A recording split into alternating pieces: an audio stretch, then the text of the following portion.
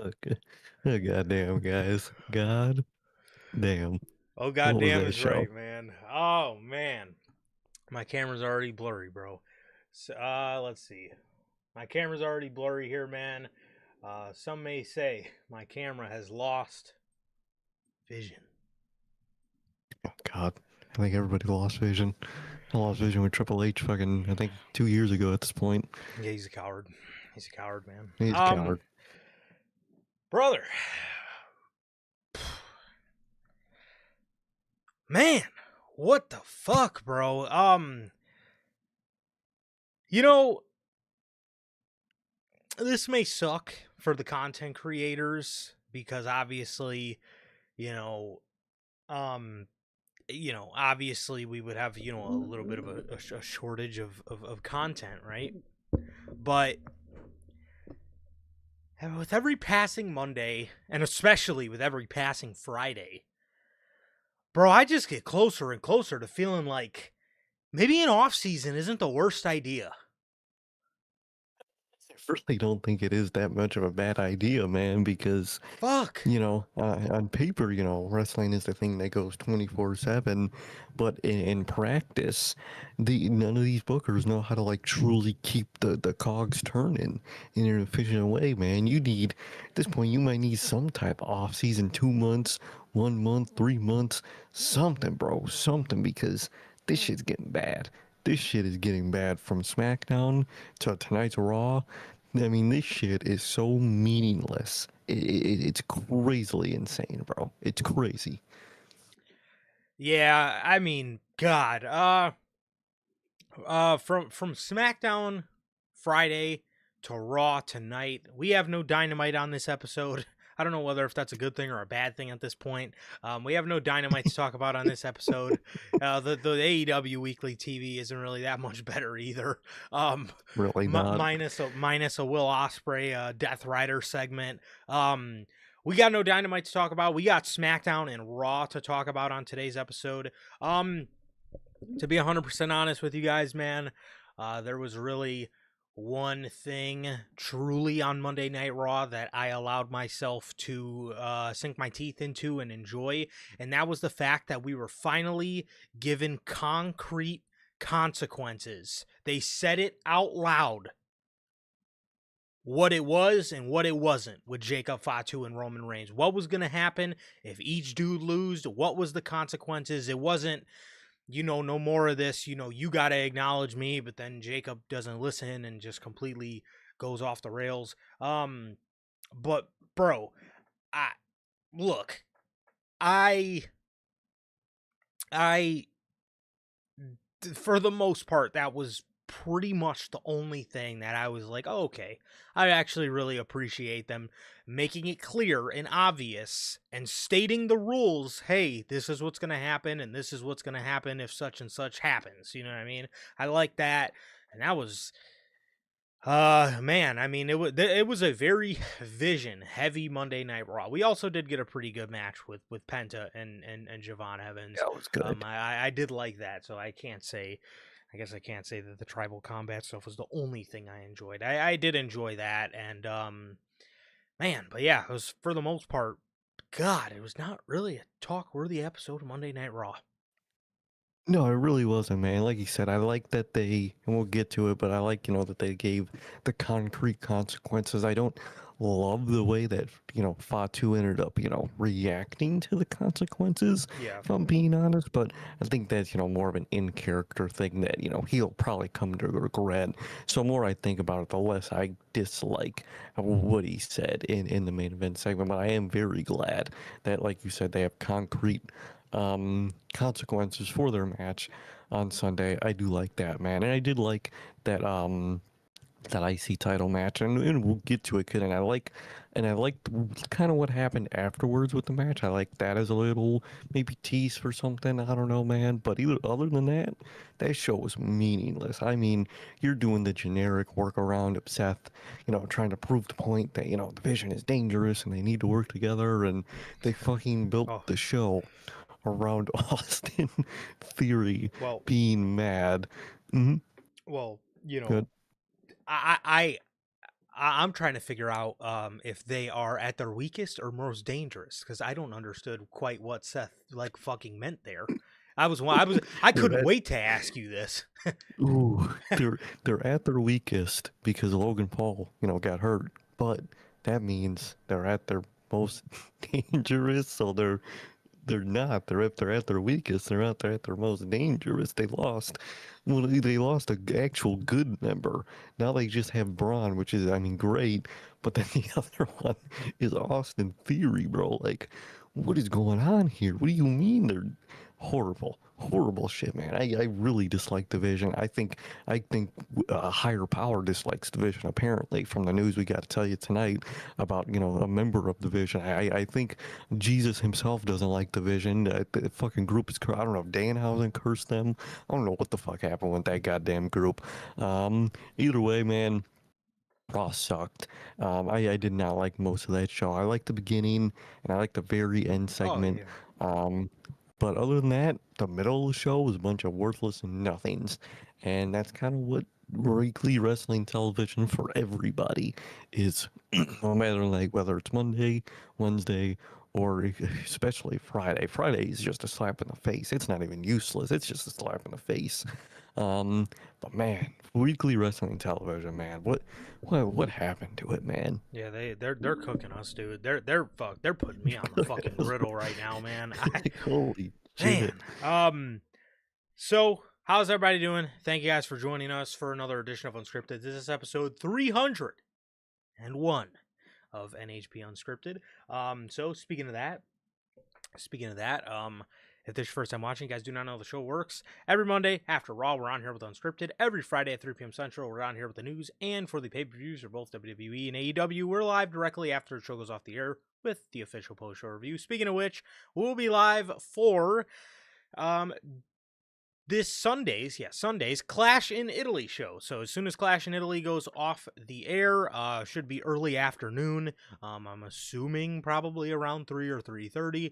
We will be live for the Clash in Italy review. But speaking of the shows from the weekend, if you guys did miss the Double or Nothing review from less than 24 hours ago, as well as Friday's episode of the news, Saturday night's main event, and Double or Nothing predictions, you guys can now watch that on all platforms. That is Spotify, Apple Podcasts, and if you want to see it first, join us right here live on YouTube. Like I said, Fridays at 3 p.m. Central for the news, and for the pay-per-views for both WWE and AEW directly after the show goes off the air, man. And with that being said, if this is your first time watching, guys, have not got a chance to get your hands on some of the official NHP merchandise, you guys can now find this live on the merch shop. This is the brand new Slept On design, as well as all the other OG designs live on there as we speak. Again, that is bonfire.com.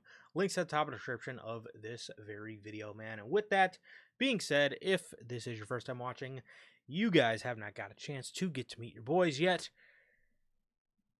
I am Johnny, one half of the host of this very show, and as for the other half, we got my man Sir K here. Sir K, go ahead and let the people know what it is you are smiling about today. Man, at this point, I don't know after Raw if there is anything to smile about sometimes, man, because, man, these shows are fucking rough, man. Sunday looks like a good show, man. Man, I hope Triple H ends the show just having a good feeling. Cause man, cause weekly television ain't been doing it, man. But I've been good. Just been hanging out, chilling out, waiting for this weekend, man. Waiting for this show, Sunday. And other than that, man, everything's just been chill, man. Everything's been chill. Like Durante always asks, how's life? How's the family? Life's good. Family's good. How is everybody doing in the live chat? How's it doing watching the replay? What about you, bro? How are you doing? I'm doing pretty good, man. I'm doing pretty good. Honestly, just chilling, man. Just chilling. Yeah. Yeah. Same. Nothing too much since the last time we talked. I can definitely say that. However, we got some good news, man. Ladies and gents, bro. Hey. The okay, well, first of all, the Oh no, well, I guess I went over that on the Double or Nothing review. Bro, first of all, it's been a great 48 hours in basketball, man. The San Antonio Spurs put an ass whipping on the OKC Thunder. They put an ass whipping on them, and then today, brother, New York, man, brother, the fucking New York Knicks go back, swept, go back to the NBA Finals after 27 years. Oh my The last time they were in the finals was 99. That's when Eddie Murphy was around. Well, he's still around, but he's just not doing stand-up anymore. He's not, he acted like he passed away or something. Goddamn, bro. When he was around, that's when Eddie fucking Murphy was doing stand-up, dog. Bro. Eddie Murphy was around. The New York Knicks are headed back to the NBA Finals, bro. It's been since 99, dog, and they swept the Pretender. The Pretendoliers. Bro. Wild, dude, wild. Now, whatever awaits New York City is probably a loss, but they're on an 11-game win streak. They've been doing great. They really fucking have. If they continue to play the way they've been playing, man, then, you know, maybe they could win a couple games. To be 100% honest, I do still see them losing, which sucks for the city. It also sucks they got it done in 4 and not 5, only because I would have liked their little Eastern Conference ceremony that they do for the Eastern and Western champions be in the Garden. But still, nonetheless, bro, New York, basketball is at its best when the New York Knicks are good, man, because their fan base, there is no energy like the Garden, man. There is no fan base like that Knicks fan base, bro.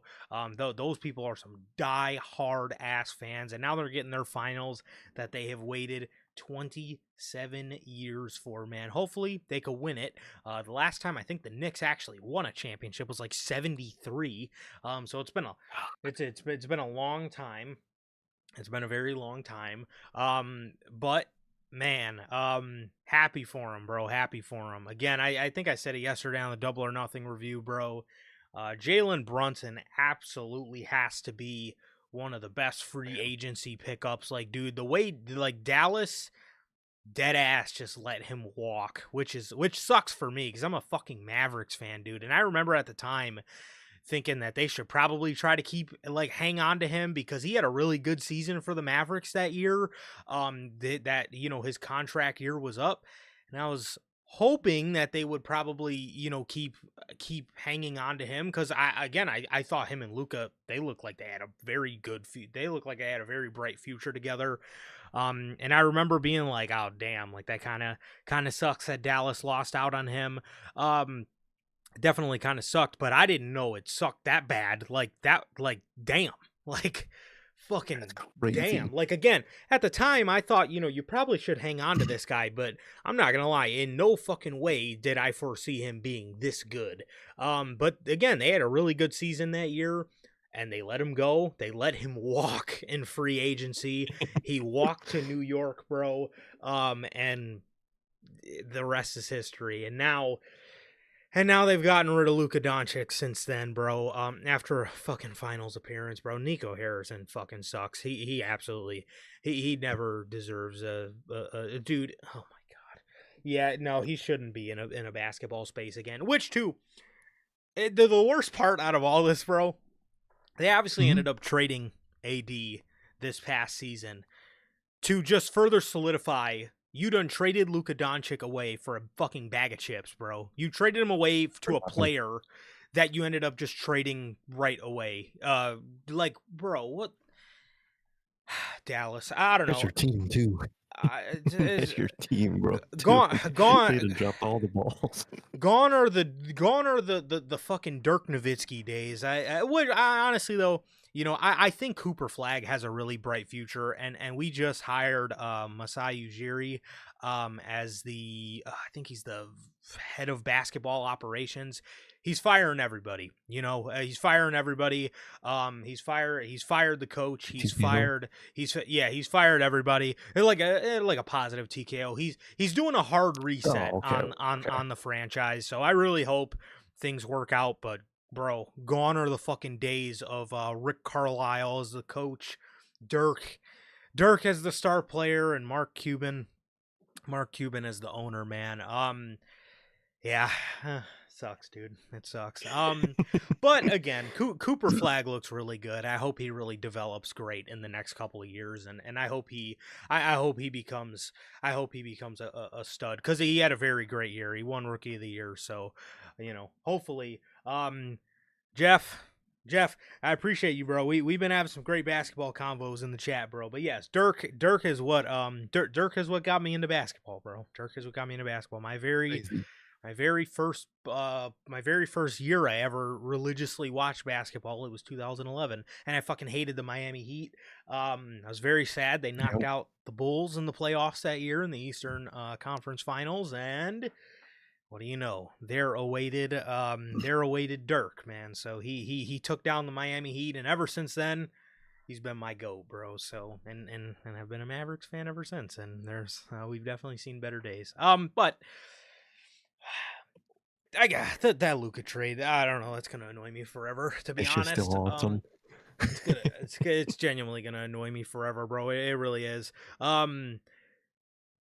Trade him away for a bag of chips, bro. Generational talent, bro. The year after he brought you to the finals, man. This is just ridiculous. But nonetheless, shout out to the Knicks. Very happy for them. Very happy for Jalen Brunson and the crew, man. That's just so dope, and I'm excited for.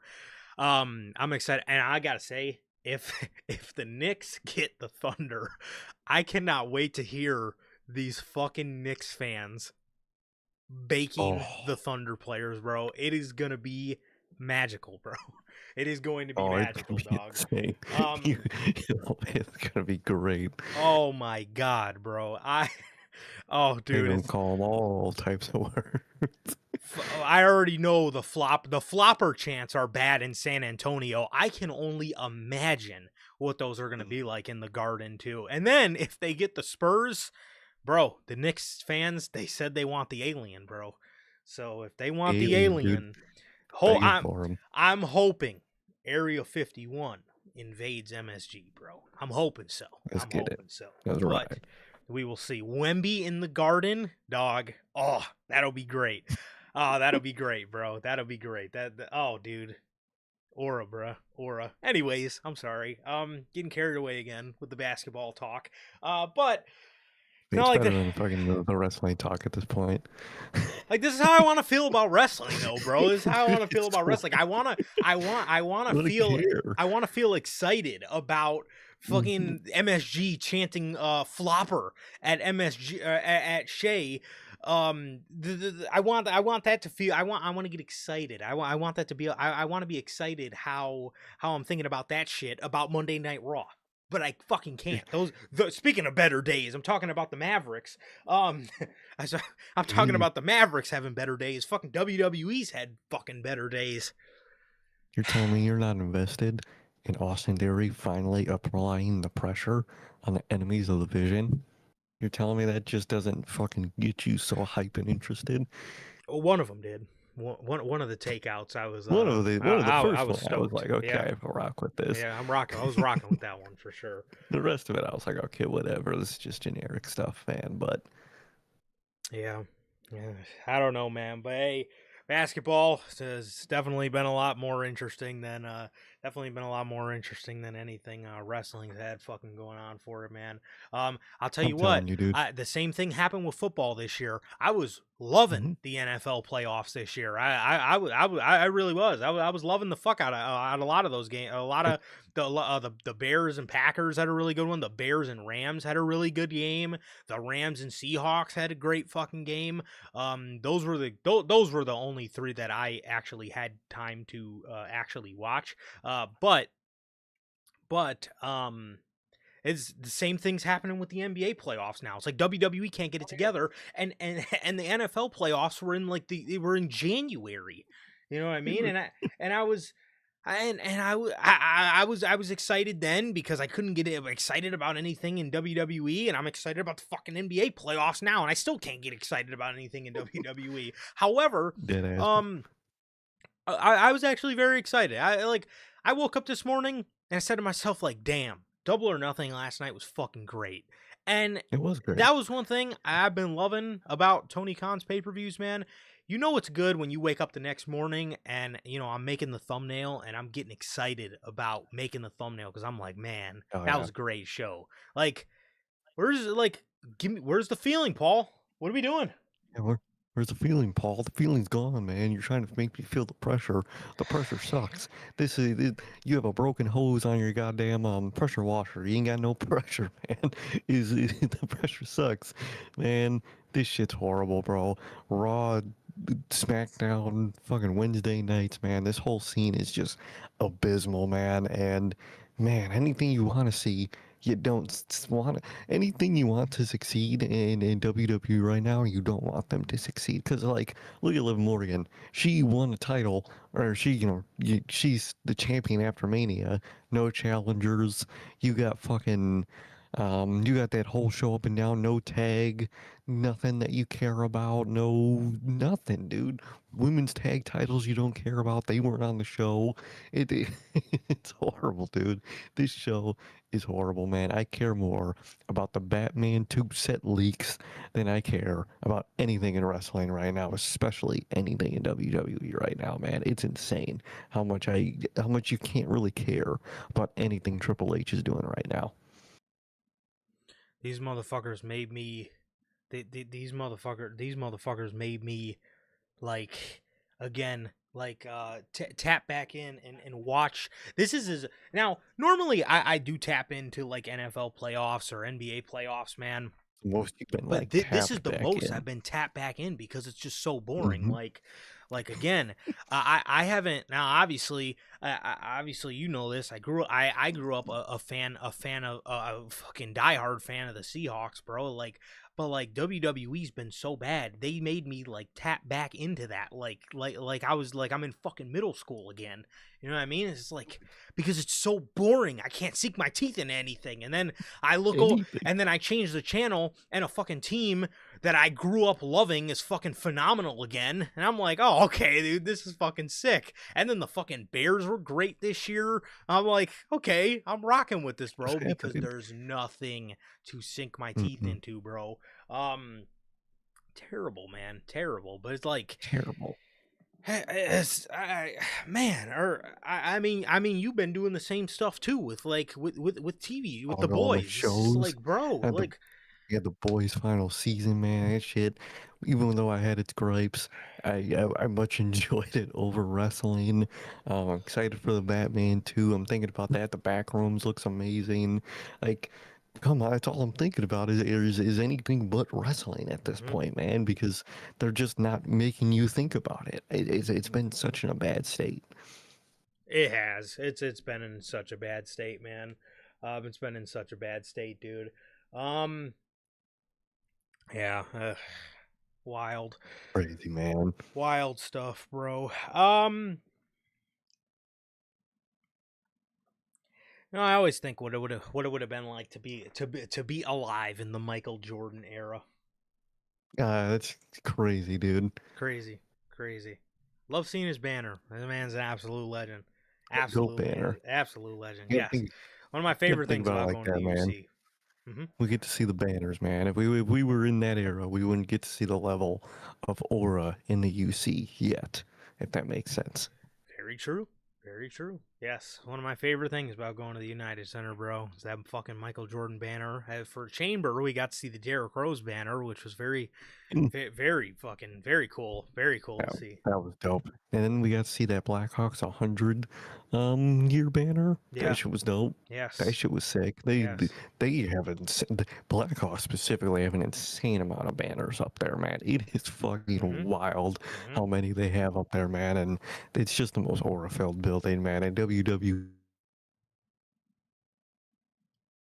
doing what they do in their current state, go on and put on a horrible fucking show Dude. for us in the fucking UC, man.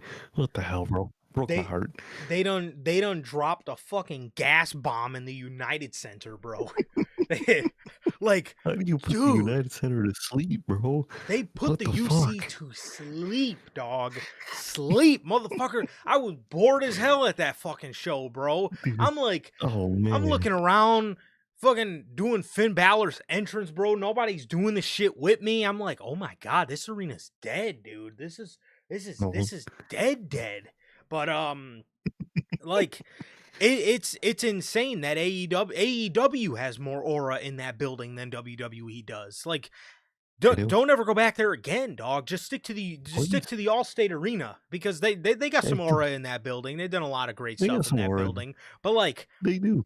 that's what you put on UC. in the United Center, dog. This is where Michael fucking Jeffrey Jordan played. This is where Derrick Rose played. Are you kidding me? This is where CM Punk fucking Returned. returned and then had his first match. Like, come on. This This is is where where the double debut happened. Come on. this is where the fucking, this is where the Black Hawk dynasty was built in the 2010s. Mhm. What are we doing? God. Fucking hey, man.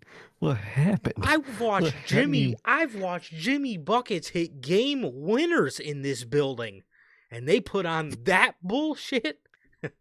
Come on, bro.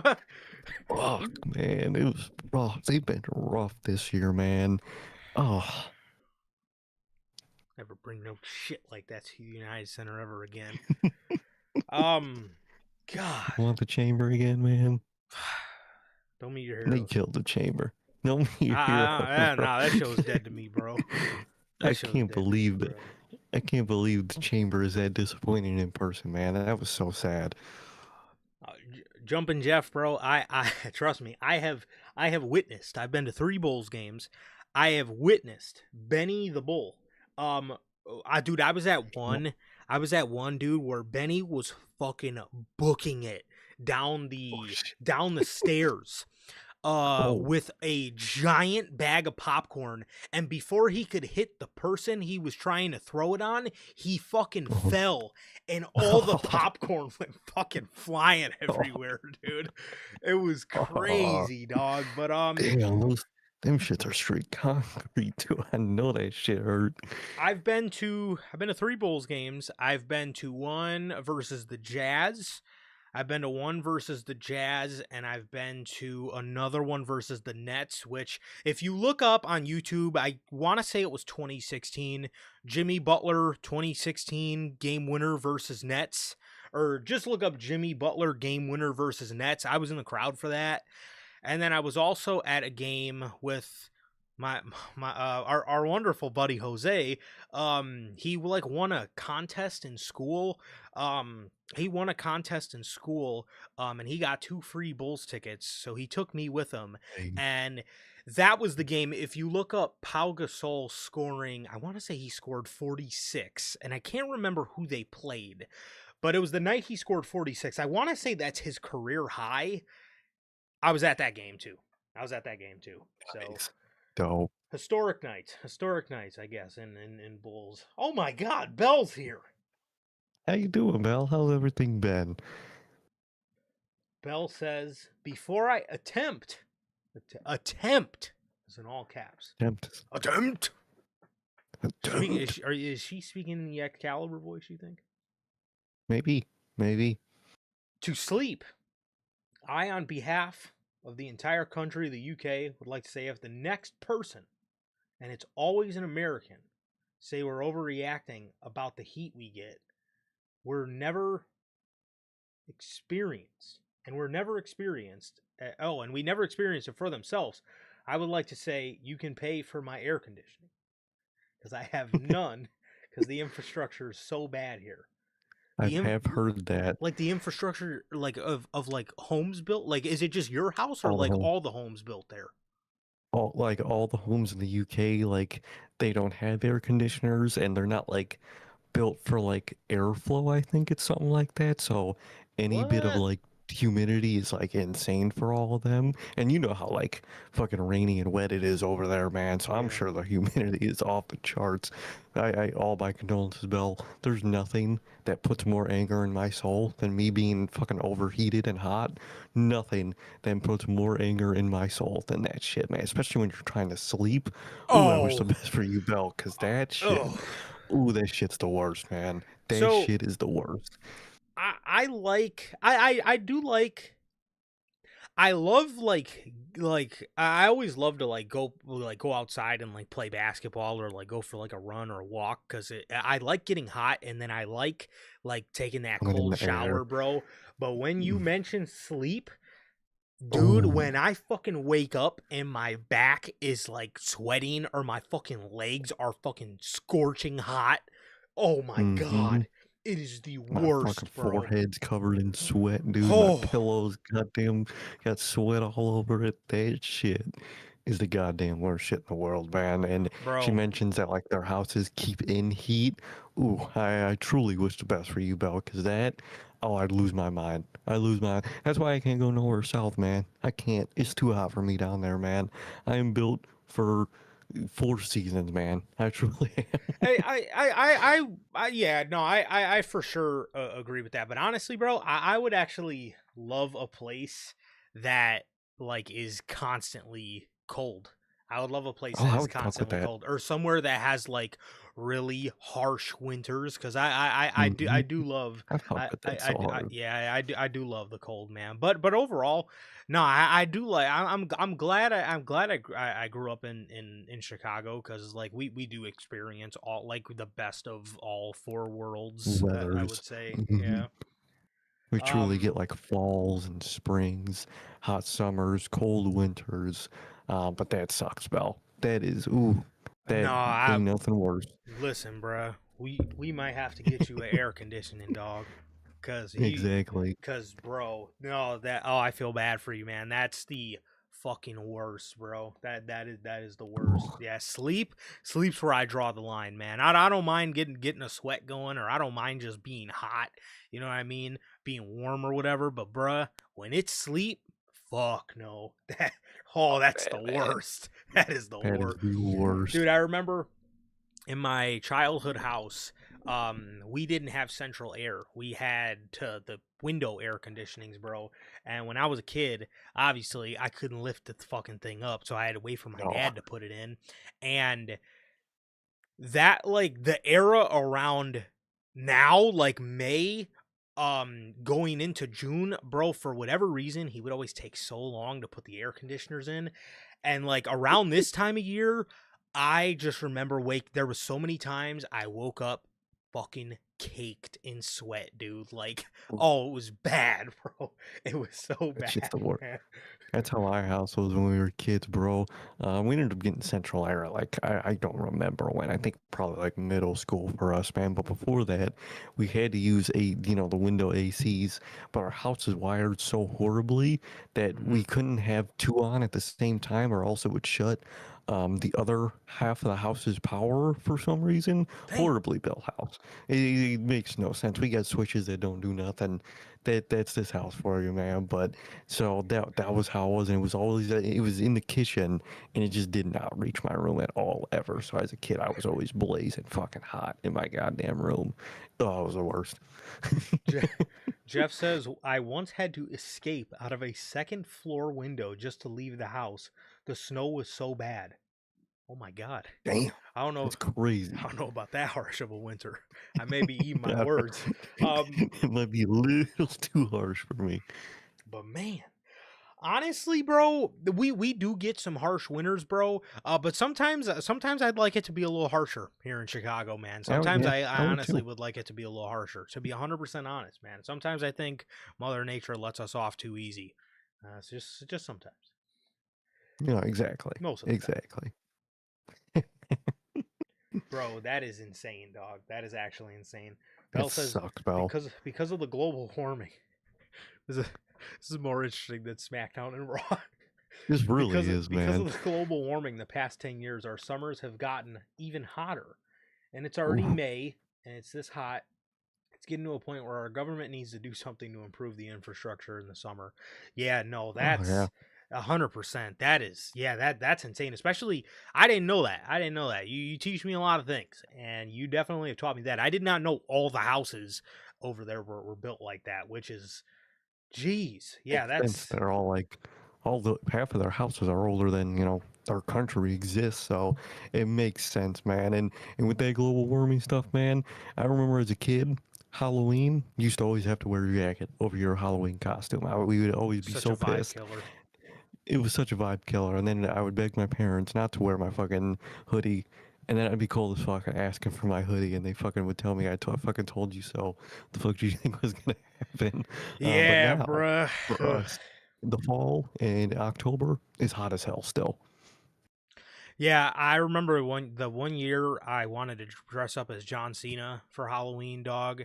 I had to fucking wear my purple John Cena shirt over my giant ass jacket, dude. I dead ass look like Marshmallow John Cena, and I fucking I took it off because I was like, dude, like I was trying to have aura, Fit. so I was like, dude, Yeah. this is terrible, bro. Like I want to be John Cena, man. John Cena doesn't come out wearing a fucking giant ass puffer jacket, right? So I took that shit off. I think I got sick because I went the rest of the night freezing my fucking balls off, dude. That's So how it yeah, would be, bro. no, that's how. But it was such a vibe It's killer, just such a dude. It's vibe like killer, bro. when you see Like, snow on Halloween, like man, get out of here, bruh. It's the I'd worst. be so pissed, man. But now it's fucking pure hot as hell. I remember this fucking Halloween was hot as hell. It was like fucking 80 something, I think. Mm-hmm. 2025's Halloween. It's crazy, man. It's crazy. What happened on Halloween? Hey, well, Shit, Halloween also had something that else. was a scary day. It's a whole, That was a it scary was day, a scary man. day Felt like I indeed, was man. reliving H2O again, bruh. I Now I thought was I reliving.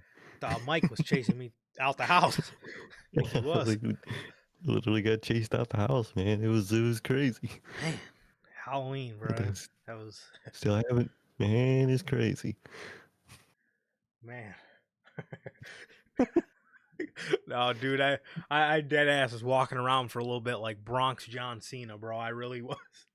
I really It's, fucking was, dog. man, I mean, he's a puffer guy too, so you would really make it over there in New York, bro. Of course, You of really would course. make it because you're a puffer guy. I I'm more love. of like a big jacket, not a big winter jacket, but a big Like a heavy, um like like a a heavy like thick yeah, leather yeah, like Leon Kennedy type jacket. That's more my yes. winter feel. Yes, it is your vibe for sure. That's definitely your style. That's definitely your style. But yes, yeah, I'm definitely a puffer jacket guy for sure. So that to this day, I'm still a puffer jacket guy. Oh yeah. This past year, this past year, the missus actually speak. Jeff will appreciate this, but this past year, the missus got your boy a Jordan puffer, which I've been eyeing for years. I Hey, just never had the gall to pull the trigger on it. So hey, it's one of those things that like you'll never end up getting yourselves. yes, It's like one of those yes, perfect gift type of yes. things, most definitely. Sir K, Jeff's got a question for you, bro.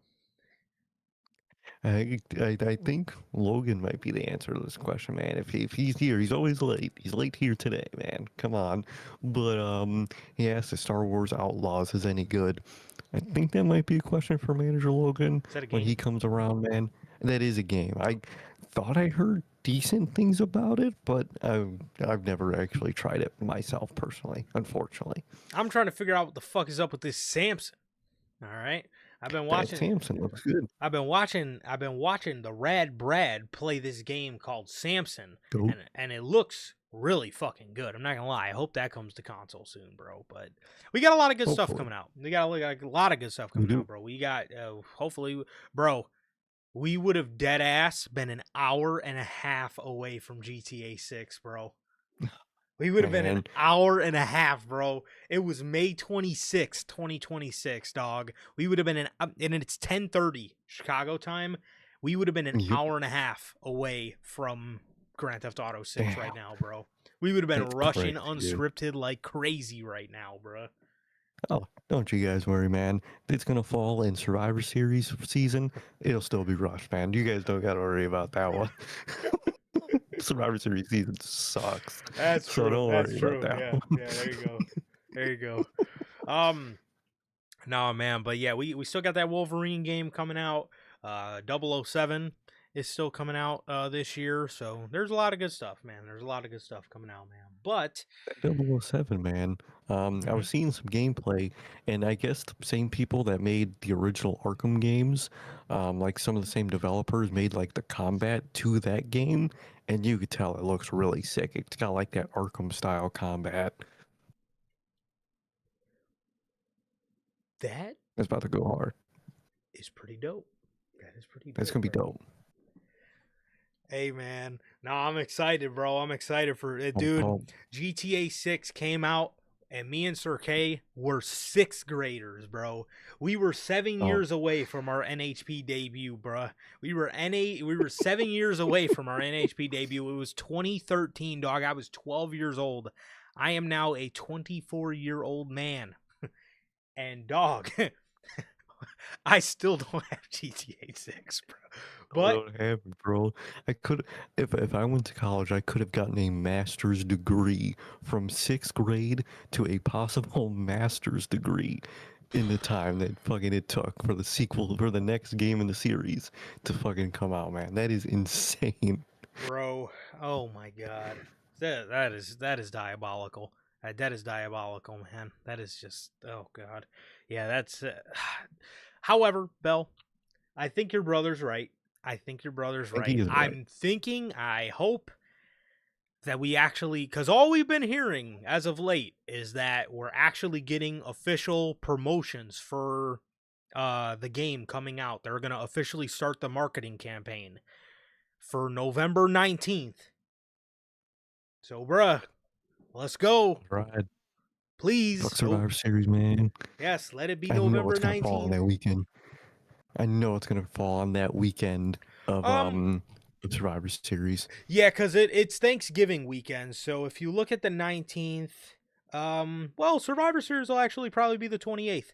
It'll probably be the 28th. Oh, okay. Um, Well, I'll probably be fucking Full Gear then. They're gonna put some fucking pay-per-view on that weekend, I'm sure. Full Gear, if we're lucky, might land on November 15th. And I hope Survivor so. Series will be on the 28th. If you're a man of the people, you know what to do. He better not do no bullshit, bro. I swear He he better better not not do do no no bullshit. bullshit. I swear to God, he better not do no bullshit. I hope so. I hope so, man. Still waiting, bro. Still waiting. Still ain't. Still waiting, bro. But all right, guys. All right, guys. Hey, you guys Unfortunately, I are have the to go in, you guys are the best. Honestly, this is why I love our community, bro. You guys are like family, bro. We're dead ass sitting here talking about video games and global warming and basketball for the first hour of the show. You guys are the best. But unfortunately, oh god. have This to get piece his of dread. garbage. The worst logo to actually fade in, man. What happened? It used to be, Dynamite, but now it's this logo is the worst one to fade in for you guys, for The us too, worst. The for everybody. worst, bro. There's just a few things on SmackDown. Unfortunately, they are a little rant worthy, bro. Nick Aldis was walking around backstage wondering why there's power surges on the show, and he walks into a room and finds Danhausen. Make with his Labhausen. yeah, Rat Labhausen, Lab Rathausen. I said Rat Labhausen, Lat Rabhausen. We know Lab Rathausen. Fuck am I talking about, bro? God. This dude is sitting in a room with his cloning machine, making Baron Corbin. I'm assuming. And Sentence, dude. and fucking Nick Hausen finds. I mean, oh my god, no, no. Danhausen. Fucking Nick Hausen. oh my Oh god, I have shit. Danhausen brain rot, bro. No, not Nick Aldis, not Nick Hausen. Okay. Nick Aldis finds him making something in his machine. He's trying to ask him to wrap it up and you know what he's doing. He then goes over to uncover what is, I'm assuming, a body laying under a, you know, a sheet on like some type of hospital bed or whatever. And he goes to ask Danhausen what it is. Danhausen says don't touch it, and then he, you know, they do the thing where Nick looks away and then he looks back and Danhausen's gone. According to Uncle Dave, bro, this motherfucker could be making Baron Corbin. Like, bro, what fucking world are we living in where we are uttering the sentence that Danhausen is in his lab making Baron Corbin, and that's what he's gonna return to do? Like, what in the fuck is any of this shit going on, bro? First of all, doing the whole stupid lab stuff, I really don't know what fucking Danhausen is. I guess he's also Dr. Frankenstein. I fucking guess. He's It's also one of his. I can I tell you. swear to God. Please don't tell me, man. Sure. He's not a 1960s vampire. Well, I was thinking Um, he- 1940s. okay. But man, it's just horrible, man. He's doing the whole lab create a person thing with his cloning machine, and he's gonna create fucking Tallhausen, whatever they're gonna call Baron Corbin. Oh, and then, dude, that's the thing that I'm dreading about that shit. He's gonna return. He's probably gonna be in some stupid costume or face paint, and then one commentator is gonna know it's Baron Corbin. The other is gonna be like, "No, this is Blankhausen." I'm just dreading that shit, dude. And it's gonna be horrible. And man, it's just like this is what we're spending time on SmackDown doing. Yeah. You have Dragunov, you have fucking Carmelo Hayes, which I mean you did something with finally, but like still, where's Dragunov? Where's that whole roster I care about? Nothing, man. They're focusing on fucking Labhausen, creating Tallhausen, and horrible work, man. I can't stand what they're doing with that shit. Bro, bro, Triple H, I like either you're fucking with me or like you like whoa, like whoa, what happened? Like honestly, what happened, bro? Like there's no way we're talking about. I like the bro. This doesn't even seem real right now that I'm talking about this. We're talking about the possibility of Baron Corbin coming back to the company, which is fine. But we're talking about It's him cool. coming back to the company, being resurrected like he's fucking Frankenstein by Danhausen.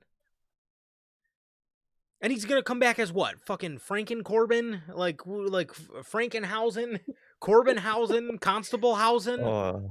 Like what the fuck, man? Like what?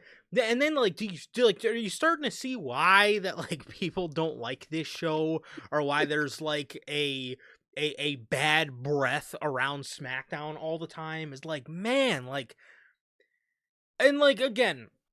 Now, again, like it came from Uncle Dave, so you know it's not even confirmed that it's like a Baron Corbin. For all we know, Triple H could want to give the 1960s vampire a Frankenstein, and he's gonna have some random performance center guy get called up and be Danhausen's Frankenstein. But like, I'm just saying now, if that is true, and if Baron Corbin ends up coming back to the company, and he comes back by way of Frankenstein by Danhausen, you might as well just you might as well just pack this fucking show up. I mean, like, at what point do I have to put my tinfoil cap on and think you are trying to purposely get kicked off of the USA Network? At what point?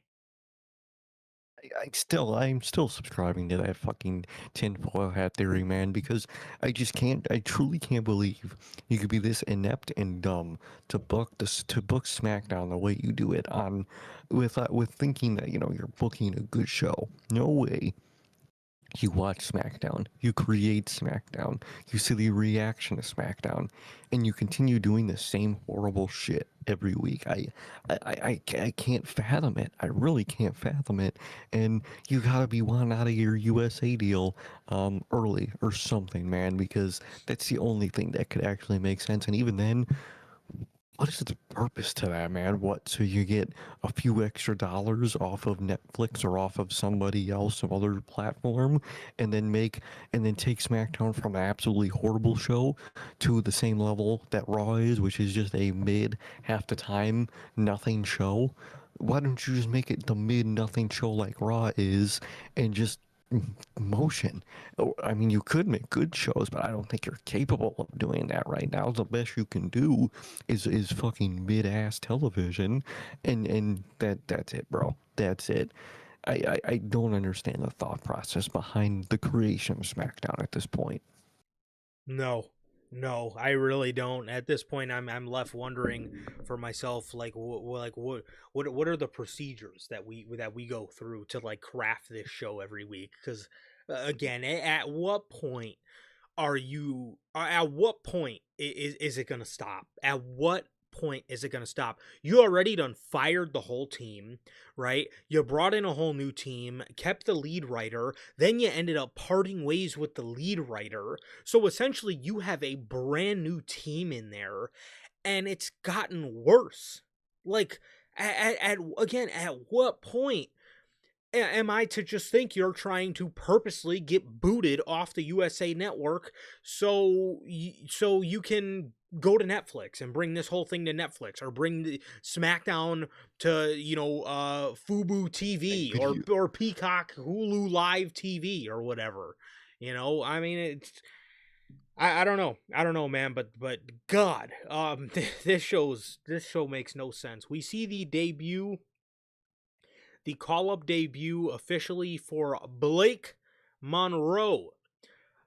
She was not in the Tiffany Stratton Open Challenge, which is kind of what we were thinking on Friday. That ended up being Lash Legend. Ended up uh, accepting the Open Challenge. They're open. The thought process behind the open challenges. Let's try to get the best exhibitions we can out of this division. Mhm. So let's fucking do Tiffany Stratton versus Lash Legend to start off. Great start, Paul. Great thinking with that one, man. Genius, man. Who bought tickets to SmackDown, went home, and was like, dude, I got to see a Tiffany Lash match, bro. It'd be so. First of all, I mean, if you're buying tickets to SmackDown, you're asking to be fucking stolen from at that point, because you're. What are you doing? They stole the money out of your pocket and you let them. Man, I can't imagine buying a ticket to SmackDown. What are you doing with your life, man? Blake Monroe, she debuts in a backstage segment where she like interrupts Chelsea Green, who's like walking through the hallway. Um, she like interrupted her and then kind of like insulted her. I can't even remember what the hell she said, and then she walked off. This was pretty much like a soft launch. Like this this was the debut for for for That's for what you Blake waited Monroe. for. That's what you waited like a month for no reason. You could have just did that the whole time, because I'm sure with the way SmackDown is written, she's just going to be a nothing random backstage segment that's going to lead to um, a match with Chelsea Green at some point, and that's the start of her run. And one little thing about Blake Monroe, Mm-hmm. about her little segment in quote unquote debut, if you fucking really want to call it that, man, her her accent is like damn near gone nowadays, man. Did you like hear her voice, man? No. That was just sounded so weird, man. Her accent is like damn near gone at this point. I don't know if she's been in America too long. I don't know what's going on, man. But she just sounded weird. But man, you waited all that time for a backstage segment. what are we doing, Paul? You can't have her go out there and attack somebody. You can't wait till, if you waited this long, you might as well wait till the end of Clash in Italy and have her like attack Rhea Ripley or even attack Jade or do something of importance. Hell, if you want to get her in the ring and start her off with Chelsea Green, she can't attack Chelsea Green or interrupt her in the ring. What is with the obsession with holy backstage segments, man? Oh, it's terrible. It's absolutely terrible, man. And yeah, like you said, you couldn't have had her go out there and do something. I'll even throw my name in the hat of like, why didn't you do a segment with Chelsea Green, in the ring? Why didn't you have Yeah. Blake come to the stage and cut a promo? Like nothing. That. This is what you got. This is what you fucking got for Blake Monroe's first time being seen on SmackDown. Like, come on, bro. So like inept of ideas, man. Like this is what you're doing. Nothing essentially. What makes no sense, man. Makes no sense. They want to call these people up, and they have nothing to do with anyone they ever call up at this point, man. Yeah. Royce, or sorry, Damian Priest. We'll get to him in a second. Damian Priest is getting attacked by the MFTs. Oh, And Royce Keys comes out to save him. And yeah. And Royce Royce chases away the MFTs. And Damian Priest was staggered on the ground. He was on one knee and he's kind of, he's like a half out of it. So Hobbs or Royce goes to walk over by Damian Priest to see if he's okay. And Damian Priest, he was still a little bit loopy. He didn't know it was him. So he put his hand on Hobbs and he went to give him the South of Heaven. He put his hand on his neck. He choked him. And then these two started arguing and Hobbs is like, "Come on, man, I'm out here to help you, bro." Isn't this just great? Like storytelling? dude, what is this, man? We got the MFTs still going for random tag titles, man, because that's all they have. Because you fired the rest of the fucking division. You have Whippa up as your fucking champions getting beat up by Tali Tonga. This shit is horrible, man. This shit just is boring, repetitive. I say it every week. They're at the state. They don't need two separate tag titles anymore. Fucking get rid of one of them and just have them float at this point because you fired your whole tag division. You have nobody on either show. Raw's got even more nonsensical, man. And you have SmackDown at the absolute worst. And you have Royce Keys being enemies of MFTs and Solo, but like not allies with Priest and Truth. What are we doing here, man? What are we doing? Because I'm sure they're gonna, not like each other, Priest and Royce, and they're gonna have to have a common enemy, man, and they're gonna have to get together to fight the MFTs, man, because they don't want to be outnumbered. It's not like we see that literally every Monday Night Raw with the Vision. Holy shit, Paul. What are you doing? Are you just fucking taking the same script and just rewriting some names for Raw and SmackDown every week? Because that's what it feels like, bro. And both shows feel horrible, man. It's not like you're rewriting, this. It's not like you're stealing the script to the Batman, man. You're stealing the script to some of the worst movies I'd ever seen, bro. You're not Martin Scorsese, and we could tell, man. Royce Keys, Damian Priest, MFTs. This whole circle sucks, dude.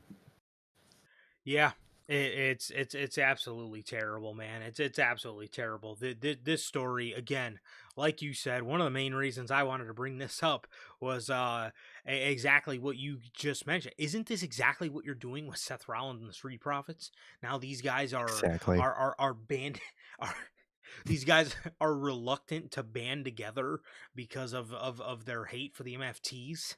Like what? at least Raw side of it has Seth Rollins. You could be like, okay, and, I like, you always fuck with Seth.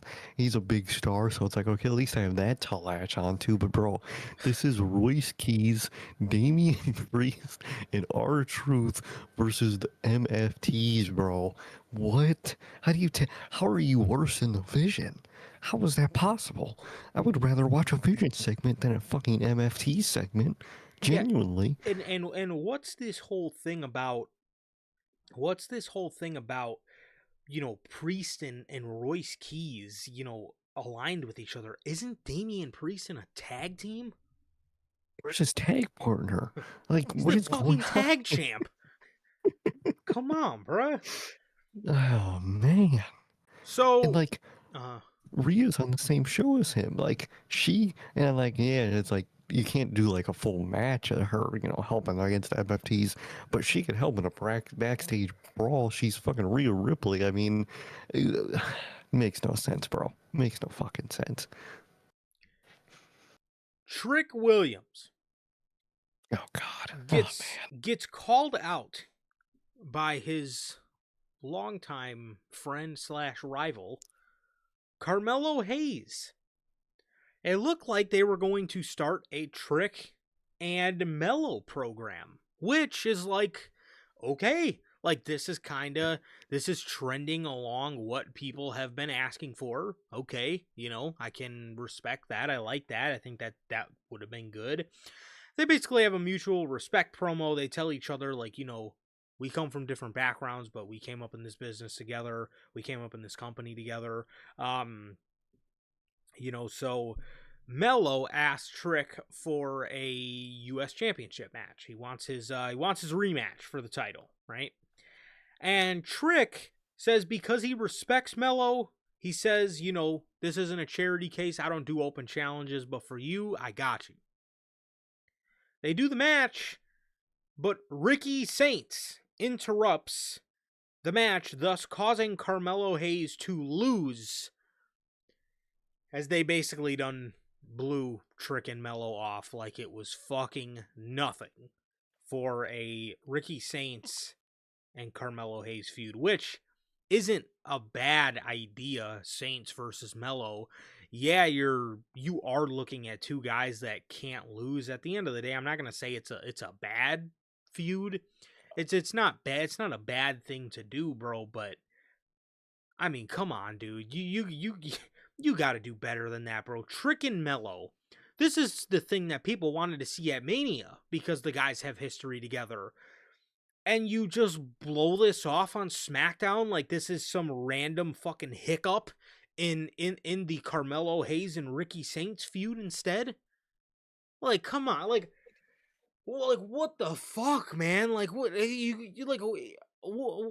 You don't got nothing better than that. You don't just have the balls to give us Trick and Mello, which again, Like, Saints and Mello. I'm not saying that's a bad thing, but they just done treated Hayes and Mello like it was like some random speed bump in somebody else's feud. When it's like, bro, like, are you like Triple H, bro? Are you not aware of the history these guys have together? Like he's aware of fucking anything at this point, man. I don't know if he's aware of taking a breath at this point, man. I don't know what he's going on in that fucking head of his. But this is why you can't like want something in WWE under Triple H at this point, because if you want a program, you're never gonna get it, if that makes sense, Yeah. because Triple H and WWE, their current creative system has this weird mentality that like, okay, the fans want this, so we have to like wait as long as possible, and we have to like try to wait for the most perfect moment, but they wait so long that you just kill any moment to do it. Like, look at Roman and not Roman. Look at Cody and Randy. That's the exact same thing they did with that.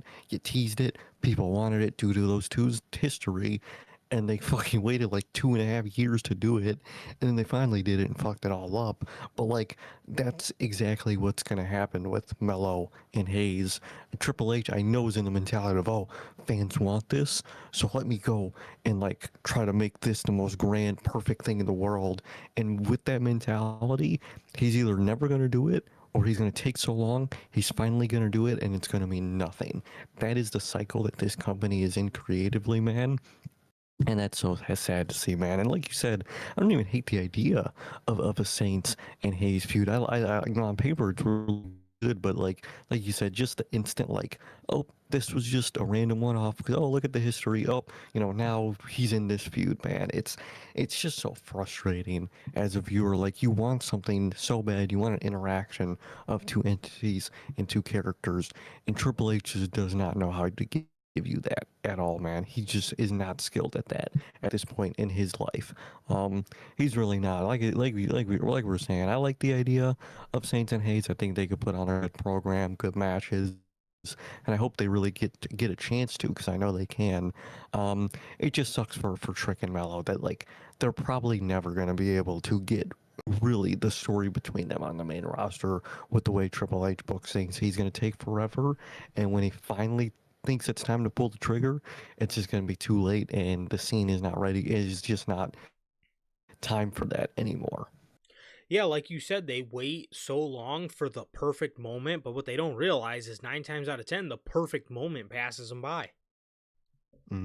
Exactly, man. Like, but I'm telling you, by the time Triple H wants to do that feud, whether it's no matter what scene it is, mid card, main card, whatever's going on in either scene, people aren't gonna want to see that because they're want to focus what's currently happening in that scene, and Triple H is gonna intersect this feud, and it's just gonna piss fans off. Look at Sammy. Look at Sammy in the U.S. title scene. It's gonna be like that. He's gonna interject it in someone else's scene, and it's gonna piss the fans off because that's what he does. Because to Yep. him, he's just gotta wait. I don't get that. Yes, and then they love to turn around and tell us it's our fault because we're giving you guys You what asked you for this. want, but you hate it now. And it's like, yeah, we asked for the shit when it was the proper time, when it made the most sense to do it. Now you're giving it to me when the landscape's completely changed. Yeah, it changed. I want to see this now, but now I have to see this, which I wanted then, and what I want to see now, I gotta wait until I want to see something else. Then you're gonna fucking put it on, like dog. It's ridiculous, bro. It's ridiculous. Now, speaking of Sami Zayn and Cody Rhodes were in the main event. Sami Zayn and Cody Rhodes were in the main event. Gunther comes out and attacks Cody Rhodes, putting him in a sleeper hold. And the big thing, the big walk off from SmackDown was that Sami Zayn left Cody Rhodes to be put to sleep. He didn't help. He didn't help Gunther. And I guess this is a lot of fans are, saying that this is jealousy from Sami Zayn wanting Cody's top spot. Uh, I don't well, care. yeah. See, hmm here's the thing, man. Here's the thing. Again, you you are now pushing Sami Zayn into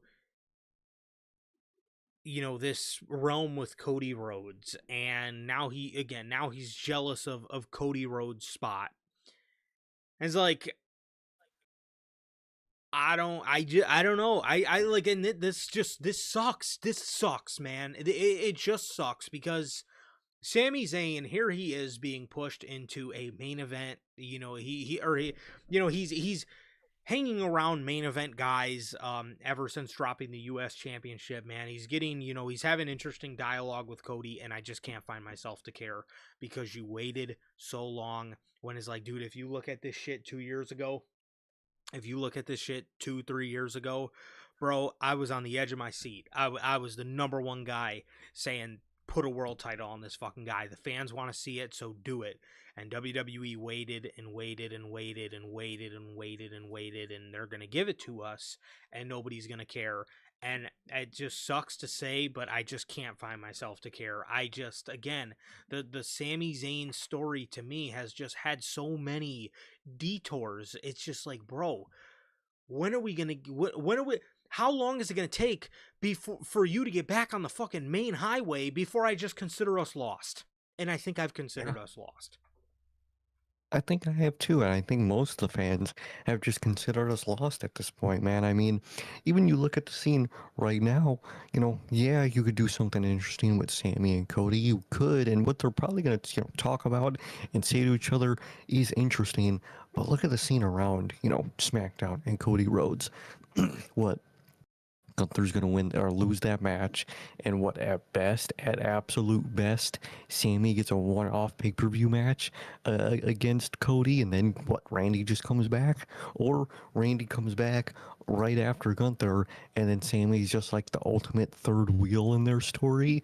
That's the two-face that they're in front of Sami Zayn right now to be around Cody Rhodes. He's either going to be a one-off match or a third-party player in a different Cody Rhodes feud. That's the two paths that lay before us, and either or, I don't want to fucking see, dude. I don't think anybody wants to see. At this point, I'd rather have Sammy back on SmackDown interacting with the whole G Bloodline, because at least that's something I could trust, semi.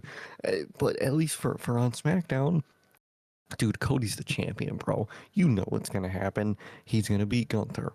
And then, like I said, if he has the match against Sammy, he's just gonna beat Sammy. And if he doesn't even have the match against Sammy, Sammy is probably just gonna try to be like some like devil on Randy Orton's shoulder, and like maybe try to antagonize Cody Rhodes at the same time during another man's feud. This is the future does not look bright for Sami Zayn with this scene, even finally putting him back in the world title scene. What did I say just a few minutes earlier? You put shit in at the wrong time when the scene has changed. Hell, Yeah. the scene has changed so much. I don't even want to see Cody Rhodes as champion right now. I don't want to see Randy come back and feud with Cody for the world title. I would just want around Gunther at this point. Hell, I want you to build the scene around new people, around young people, around people coming up. You're not doing that, man. You're just trying stuff you should have tried years ago, and it's just fucking too late, man. If you did the scene right, you could do something really cool, but they're not. I don't trust that they're gonna do anything. I don't believe they're gonna do anything, and I know Cody Rhodes is gonna get his victory, or he's just gonna interact with fucking Sami Zayn sparingly for the next 6 months on SmackDown. It's really gonna mean nothing, man. So I want to be able to care about that, because on paper, that's a really cool moment and a really cool character moment for both guys. But in reality, it's never going to amount to nothing, dude, because that's what Triple H does. He makes shit never amount to nothing. Yeah, and it does just really worry me that they will end up turning Sami Zayn heel because they want him to Mm-hmm. feud with Cody Rhodes. Embrace. Honestly, what I don't think they understand is he's probably not going to be beating Cody Rhodes. So the idea Nope. of him even facing Cody Rhodes to me is just ridiculous, to be honest, man. But yeah, Sam, I don't know. I'm just not, just not interested, bro. I am just not interested, man. It just again, man. You waited too long, and it's like at least if you're gonna wait too long, at least keep the story there, man. But it's like they have purposely put Sammy in a position to fail. You know what I mean? If you kept him winning stuff, but like for the most part was like a loser, you know what I mean? Obviously, don't have him lose everything because then you'll completely fucking lose the audience with that as well. But it's like it's a situation where you got to just play your cards perfectly, man. And I don't, and Triple H is just making me believe he's nowhere even near skilled enough to play his cards even close to right. Because, bro, it's like you you would have to, again, you can't have Sammy lose too much because everybody's just going to consider him a loser. And then if you continue to have him win mid-card titles and stick around in other people's scenes that he shouldn't be in anymore, and he's sticking around as a super senior in the mid-card, a super duper senior in the mid-card, like you're going to lose fans that way too. And that's what they've done. And that's what they've elected to do, man. So it's just I don't even know what you could do, man. I genuinely don't even know what you could do at this point to try to resurrect. some sort of fanfare for Sami Zayn, to even get people to lobby for him to be a world champion anymore. I just don't. I really don't know, man. I really don't know. I don't know what they could do. I don't know if there's much they could do. They have to they have to do a whole scene workaround change, and the bad part is like Triple H and his creative team love the scene they have. They love the Cody champ. They love the shit they're doing with that. So the scene isn't gonna change, but the scene they have now doesn't really fit anybody in it but Cody Rhodes, or in one time comes on SmackDown CM Punk. That's the only thing you have, and it's very obvious on SmackDown with that scene. That's the only thing you have, man. So I don't know what they can do at this point, because they really can't do nothing. They put themselves in the most self-put loop of meaninglessness you could ever think of, dude. That whole world title scene on SmackDown is so meaningless. Yeah, it is. It is. Um, and that was everything for SmackDown. That was everything for SmackDown, man.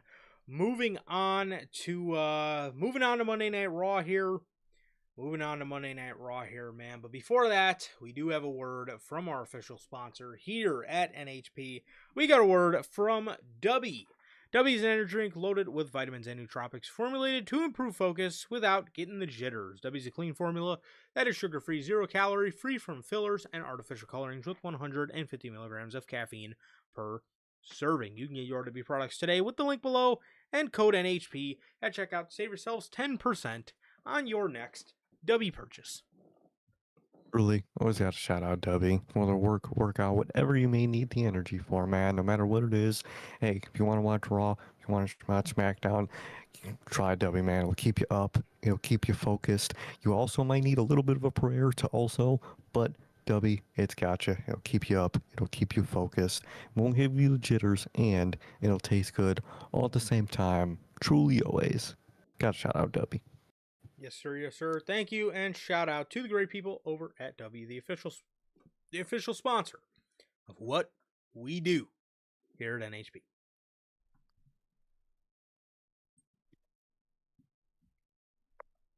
Oh um, man. so Raw. that was SmackDown, and Monday Night Raw doesn't really do much better. Maybe a tiny bit. Maybe a tiny bit.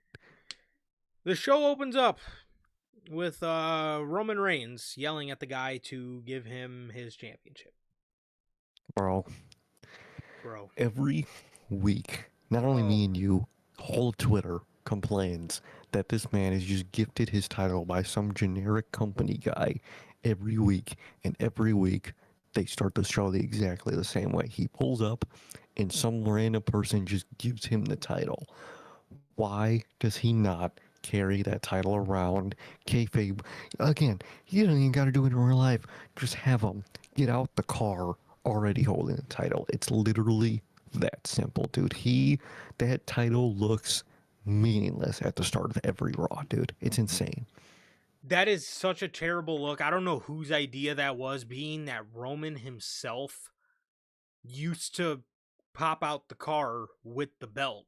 So, whose dumbass idea thought it would make the title look great to be, gifted to him when he gets to the arena? Like, whose fucking idea is that's such a terrible idea, man. I don't know.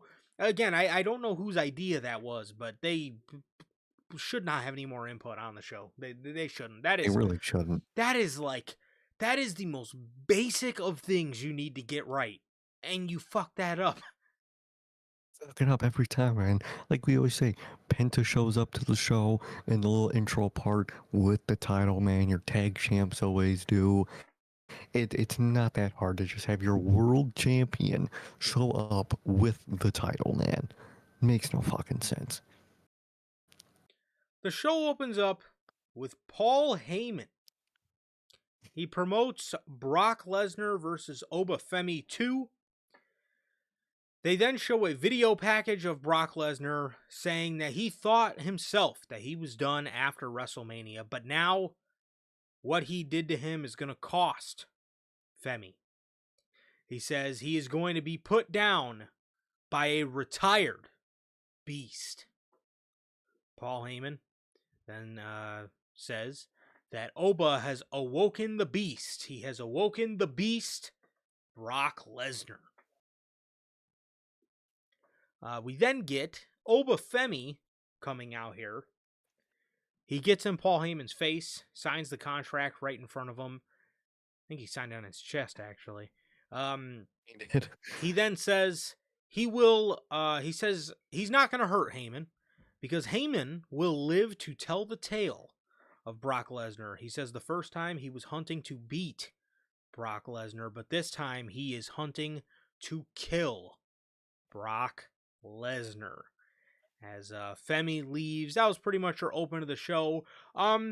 It was solid. It was solid. He also told Paul Heyman, Paul Heyman says that this isn't personal. This is just business. But he says 4F5s seem personal to him.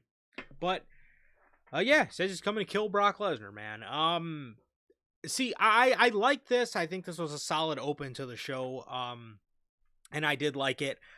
God, I am just worried that Lesnar is going to get his win back on Oba Femi so they can do what they got to do in Minneapolis and have Lesnar be retired by Gunther or whatever they want. I'm sure that's what they want. Yeah, Brock. You gotta love Brock Lesnar claiming that he's retired. I liked the opener. I actually did. I really liked Oba's part in his little promo he had there, and I liked what Brock was talking about. I still don't understand what the fuck he means. I'm retired, but you're gonna get your ass whooped by my retired ass, but I'm coming to face you in a match, which kind of means I'm not retired. It genuinely just screams, I want to retire.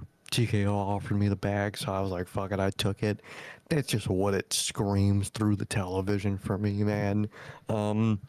Which, what the type of guy Brock is, you might as well just have him say that on television or something around that of, maybe, Oba is what brought him. Just something. It's just a little too much of, I am retired, but I'm going to face you, man. So I just wish he would kind of just embrace, the one more he wants with Oba. Other than that, I did like this opener, man. I like the vibe. I like what Oba said. I like, the way Oba talks, what he talked about. It was really cool, really intimidating per Heyman. And, and I have that same fear that you have too, man, because like the way they're talking about it is like, this is the last match between these two. This is the end. They said this is the end to this. And that just really has me scared that Brock is gonna win, man. I really hope they could do the right thing and have Oba win this. But I have that big fear, man, if this is the end, which is the way they're really talking about it in this segment, that this is the end of, their matchups, that Brock would get the win, man. So I really hope Oba gets the win. But either way, I did actually like this opener, man. I like the vibe they had here, man. And I am excited for their match, man. It's weird that seemingly their match is going to be like in near the middle of the show, which is very weird for Brock, man. He must really like Oba. But either way, man, I did like the opener overall. No, for sure, man. I think they did a good job with what they with obviously what the assignment was to go out there and do. I think they did a great job with it. I think they did a great job selling obviously Heyman being very scared of Oba, and Oba pretty much laying down the law and being pretty pissed off about what happened with Brock, which obviously he says he's coming to kill Brock Lesnar in Italy, man. So I don't know if he will execute that plan to the fullest, but nonetheless, I think I think it was a solid open to the show again. Just a little worried about Brock Lesnar getting that win back, because I could see something happen, because there's a lot of heavy hitters on this show. I could see something like, Gunther loses his match against Cody, and then they do a segment in the back where Gunther Gunther sees Paul Heyman and fucking puts him in a sleeper hold or something, or does something to, because obviously he's pissed that, Heyman sent him to SmackDown to lose, even though he asked for it. I could see them doing something like that. So I'm definitely a little bit scared for that, but,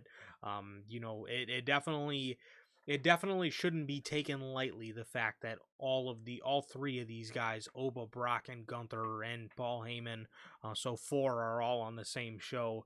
Especially if they do plan to do something. I feel like this would be the place they, plant the seeds if they still are looking to do Gunther Brock at SummerSlam. I can definitely see something along those lines, man. The best version of that would be, maybe he does do something to Heyman, and maybe that like mentally distracts Brock for their excuse to have the Oba win, man. That's the best way. But I really wouldn't be shocked if they just do that to set up the Brock win, and then the Gunther match, man. I could definitely see something along those lines going on. For sure. Or, they could do something where Oba beats Brock again, and then Brock is in the ring and he's about to do his whole little retirement thing, take off the gloves again. But as he's doing it, Gunther, who just lost his world title match, comes out pissed and beats the shit out of Brock. Chokes him out. I could also see something like that, man. So hopefully it results in an Oba win, man. Is really all I'm hoping for. Me too. And then we get on to the Vision part of the show, which the show, we're not gonna go over the show in chronological order because all the Vision stuff I just lumped in together because there's no point to keep going back and forth to it. Michael Cole, after the opening segment, announces that Logan Paul has torn his triceps and will be out a number of months. Damn, that sucks, man. First of all, sucks for Logan Paul, man. And man, the Vision is the most cursed group, dude, in the history, bro. In the history of wrestling, bro. This is the most cursed faction I've probably ever seen in this business. Obviously, there's families that are probably more cursed in this business, man. But in terms of just straight factions of just random people, holy hell, dude. Literally, Seth, Bronson, Braun, and now Logan Paul is added to the list of injuries in the Vision, man. What in the fuck, dude? What the fuck? I wish the best for Logan Paul. Hopefully he can recover and be back, at whatever time he really hopes to be back, man. But that definitely sucks, dude. At least from everything we know about tearing your triceps takes about 4 to 6 months. So that sucks, man. Is he from Minnesota for SummerSlam? He's from Cleveland. Okay, he is from Cleveland. I was gonna say, okay. I don't know why I thought he was from there. Don't you remember him and Jake Paul was yelling Ohio? Oh, I would. Yeah, no, right. God, unfortunately, yes. Yeah. He's from Cleveland, man. Logan, so Logan's gonna be out. This sucks. It was that spot at Saturday night's main event where Dawkins came over the top. I guess when Logan caught him, they replayed it and you could see him clutching his arm, which obviously they said that was the moment where he tore it. And Logan's out. And he's gonna be out, per Michael Cole, a number of months. Thank you, Michael Cole. Thanks, Cole. Thanks for the informative information, man. I know all the details. Yeah, number of months. So they then go to this backstage segment where Austin Theory goes to give up his tag team championship to Paul Heyman. Paul Heyman then explains to him that they have a Freebird rule. He says you can team with anybody in the Vision. Paul, I think at this point there's only one other guy. I don't really think he goes, you could team with anybody in the Vision. Like, for example, you could team with the badass Braun Breaker. And Theory's getting all excited, like, you can't team with Braun Breaker. You have to team with Braun Breaker if you want to keep the tag title. There's no choice here.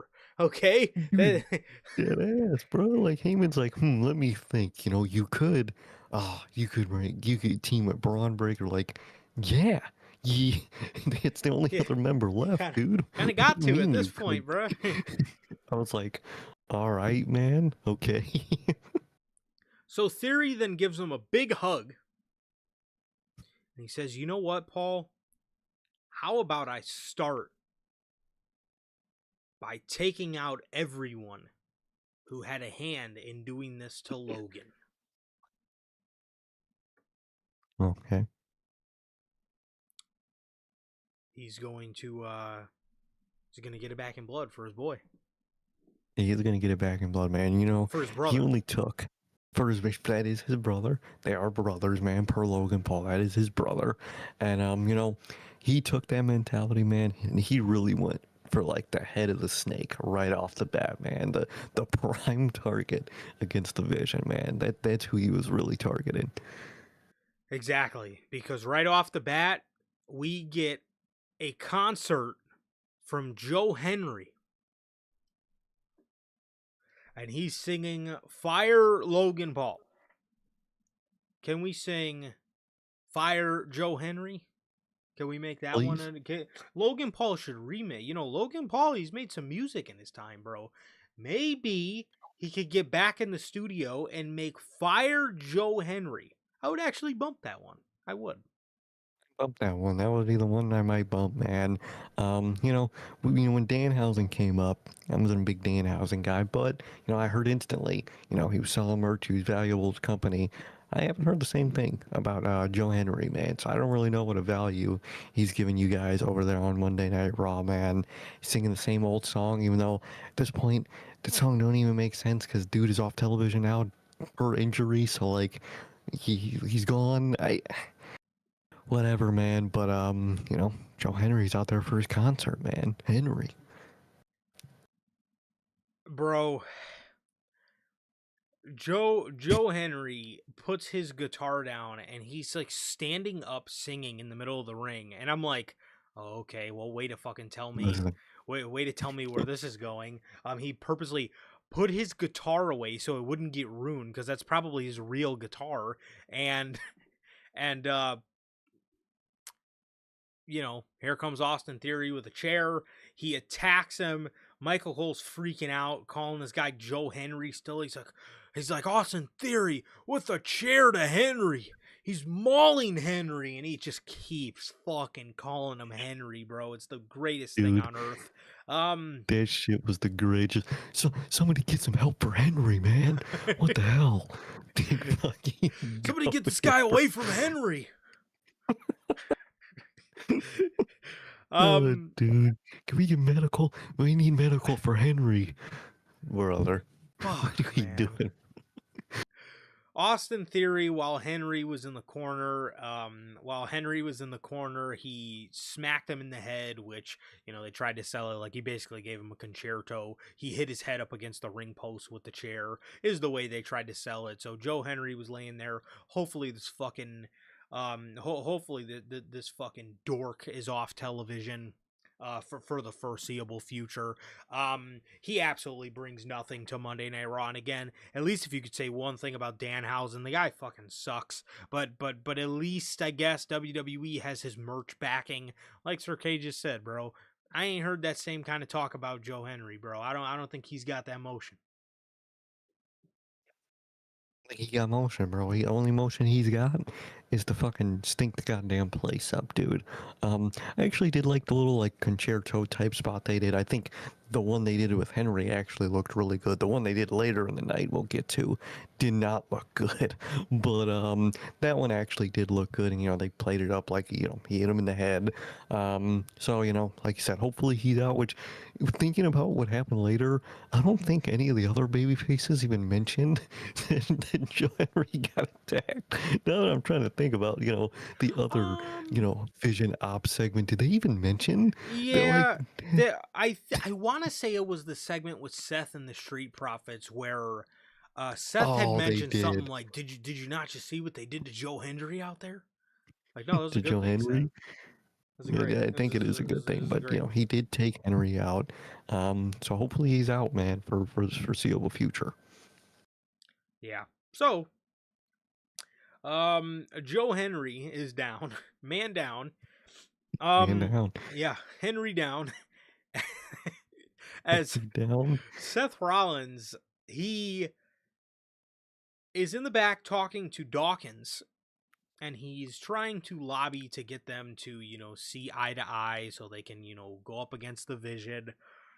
The typical. Oh God, fucking yawning. The typical thing we hear, the typical thing we hear every week with these guys. Dawkins is kind of for it. Then Montez comes up. Him and Rollins start bickering about. Rollins is flexing his stats. He's like, out of everybody here, you guys should listen to me because I've main evented WrestleMania. I'm the only world champion in the group. And Montez comes back at him, basically says, well, yeah, you're a world champion, but you turned on your brothers. That's one thing I've never done. So got his ass there. And these two basically bicker themselves into a match for later in the night. Thoughts on this segment? It wasn't bad. It was kind of just the generic segment you thought they would produce, man. I did like, Tez's little shot that, like, where's your friends? You betrayed all your friends. You betrayed your brother specifically. Very, very nice little reference, man. Always got to get that Shield reference, man. Yeah. You could say throughout the night, Austin Theory was using the Shield chair to attack the roster, man. So he was using the Shield chair. I didn't think about it like that, dude. Man, dude. call back to the Shield. Like we don't, always have one of those. Yes. But that interaction was probably my favorite, Vision segment interaction the whole night. That was about it. I liked, what Tez said. I thought that was cool. That was about it. Yeah, man. That completely changes a lot. That It happened tonight. recontextualizes it all. He was using the Shield 100%. chair. I didn't even see it as he used the Shield chair until you said it, dude. I'm sorry, guys. Austin Theory, he incapacitated Joe Henry with the Shield chair. I'm sorry. Use the Shield chair, man. Yeah. To call back to Seth, because Seth used the chair on Dean and Roman. Now Austin Theory's using it on Joe Henry, like a callback to the Shield. So pretty dope. Pretty dope callback there. Triple H thinking this is just a warm up. Hey, Triple H thinking ahead, man, because this is just a warm up to the Shield callbacks, man. Just wait till they get in that Roman program. I'll just wait. Oh, yeah. And Roman using the chair, just like Rollins did to him in the Shield. I can already fucking hear it. You already fucking know it, dude. I gotta say, out of all the Shield callbacks they've ever tried to do, there was only one tough one, and that was the one at Mania 40, when Roman looked at Cody. I like that one. And he looked at Seth, and instead of choosing to keep the belt, he chose to get the revenge on Seth. Even though those two had already been beating the shit out of each other for years. Still a cool callback. I think it really only hits because that was like the end of Roman's title reign, so he chose, the deep wound over the title. So yeah, that was a dope moment, man. That was literally ever since Mox left. There's really no big point to always do the Shield stuff, man. But that moment at Mania, that was the best Shield callback from since Mox has left, dude. So yeah, they're also how it is. I don't know if you could call this a Shield callback. I mean, I guess you could. It was. I don't know if you could also I guess call it Rollins trying to get in Roman's head. But Royal Rumble 2022 was dope too when he came out. That was a cool moment. And like the way Roman sold and that. But yeah. Yeah. That was cool. That was a cool thing. That made sense because that was like their first big interaction for a while at that point. So it was cool at that point. Yeah. Now they have like fucking 13 by now. So well, they wouldn't let you have enough of it in the Punk feud when it was Punk, Roman, and Rollins. CM Punk brought these guys in as mercenaries in the Shield. And then Seth Rollins betrayed the Shield, and then Roman Reigns formed the Bloodline, and now Seth hates him back too. And brother, he created the very monster that they all had together with the fucking Shield barricade.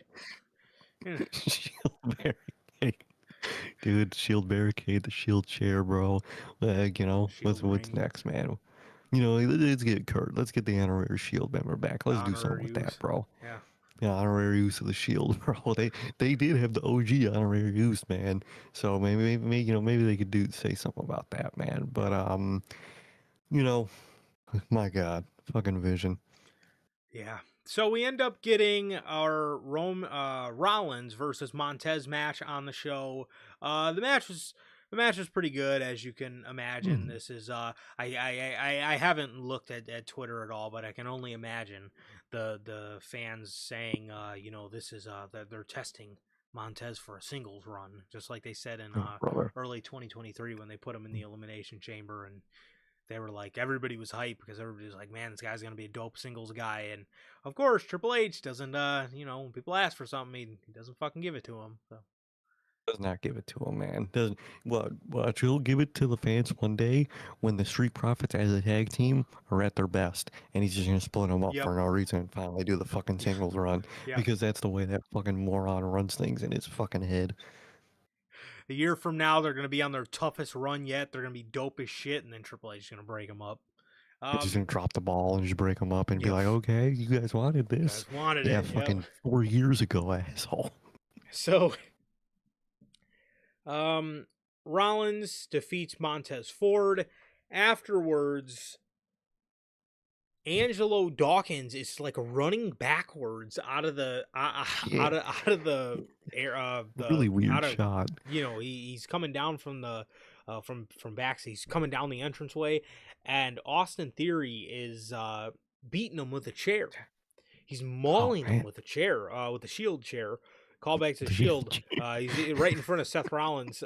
He's attacking him with the Shield chair right in front of Seth Rollins. Man, callback to when Seth Rollins used the chair to betray Roman Reigns and Dean Ambrose. But anyways, I digress. Theory then gives him like a concerto on the ramp, and that man, one looked horrible. Theory. Well, it's a callback to Shield.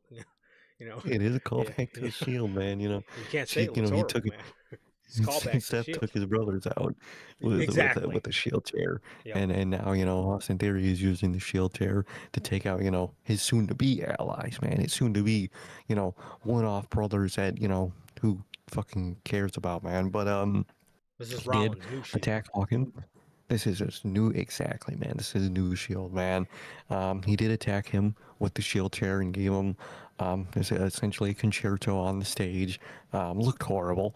It really did, man. It wouldn't have been as bad if they didn't cut to like the shot they cut to when he slammed down. The first shot they were in, they were like on the side of Austin Theory, and they should have kept that shot if they wanted that to look good. But they cut to like a straightforward shot, and it just looked horrible, man. You could It dead did. ass, you tell he just It did. slammed it in front of him, and that was it. You should have kept that original shot, man. But he took out Dawkins, man. How could he? With I the know. shield chair. With the Shield chair, yeah, right in front of Rollins, who has a lot of history with that very chair. So That exact chair, actually. It's the exactly same one he used same fucking one. in fucking 2014 or whatever the Yep, fuck. 12 years ago.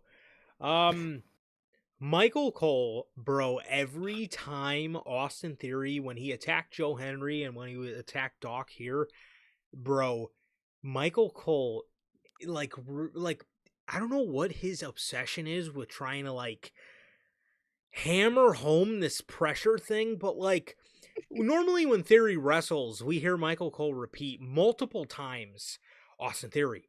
He refers to himself as the pressure because he's finally embracing the pressure of being a WWE superstar.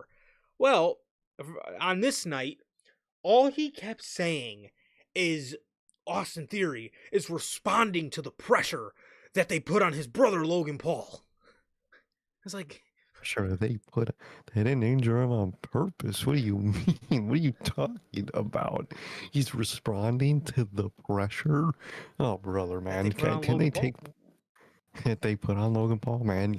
They need to take pressure out of their vocabulary at this point, because man, they are about to work it into every sentence for Austin Theory, man. And it's already drove me up a wall, man. It's hilarious, but fucking A, it's so stupid, bro. And The pressure. there was that one, and then they kept saying that he was applying pressure to what happened with Logan Paul. It was that, and he's responding to the pressure. Like, It's responding. What is it? they said those two, like Michael Cole said those two lines like during both of the attacks tonight. It's like, dude, you don't have to, like, I fucking get it. Like, he calls himself the pressure. I fucking understand. I get it, okay? You don't need to tell me over and over and over. Like, makes, like Logan says too, Austin Theory's like mad about the injury and he's yelling at like Adam Pearce and shit. He's got injured before. They didn't purposely do an injury. It's not like, you know, they did a thing where they did like a segment where they like attacked Logan Paul and, you know, that's how they wrote him off for the injury. He just got it in the match and they like, no one even knew until tonight. So like, why is he like that pissed about it? Like, at that point, they should have just did a segment at like the start of Raw to write him off or something if he wanted to run this angle, because this angle just looks stupid, dude. It just makes Austin Theory just look like a fucking idiot. Like, He just looks butthurt that his boy got accidentally injured in the match. Like you said, it would make sense if, like, you know, all these guys fucking, you know, held Logan down and concertoed his arm and like, okay, oh my god, they injured his tricep or whatever. It's like, no, like, yeah, it was an accidental injury in the match, but the best is yet to come, bro, because after the match, Montez is in the back and Rollins walks up and he's like, you know, Seth, you're right. We do got bigger fish to fry. He needs us. Brother. Well, it fucking took your boy getting concertoed for you to fucking realize it. Not good timing. Yeah, great timing. You know what, man? You were right, man. We are outnumbered, man. My boy just got fucking domed in the head. But it took my boy getting domed to fucking realize, you know what? We should work together to fucking fight this fight. Even though technically now, if they didn't take out Dawkins, you wouldn't need, you know, the outnumber thing, because now you guys outnumber them. You know what I mean? Literally. Because their fucking boy just got injured. They got two fucking active guys in the group now.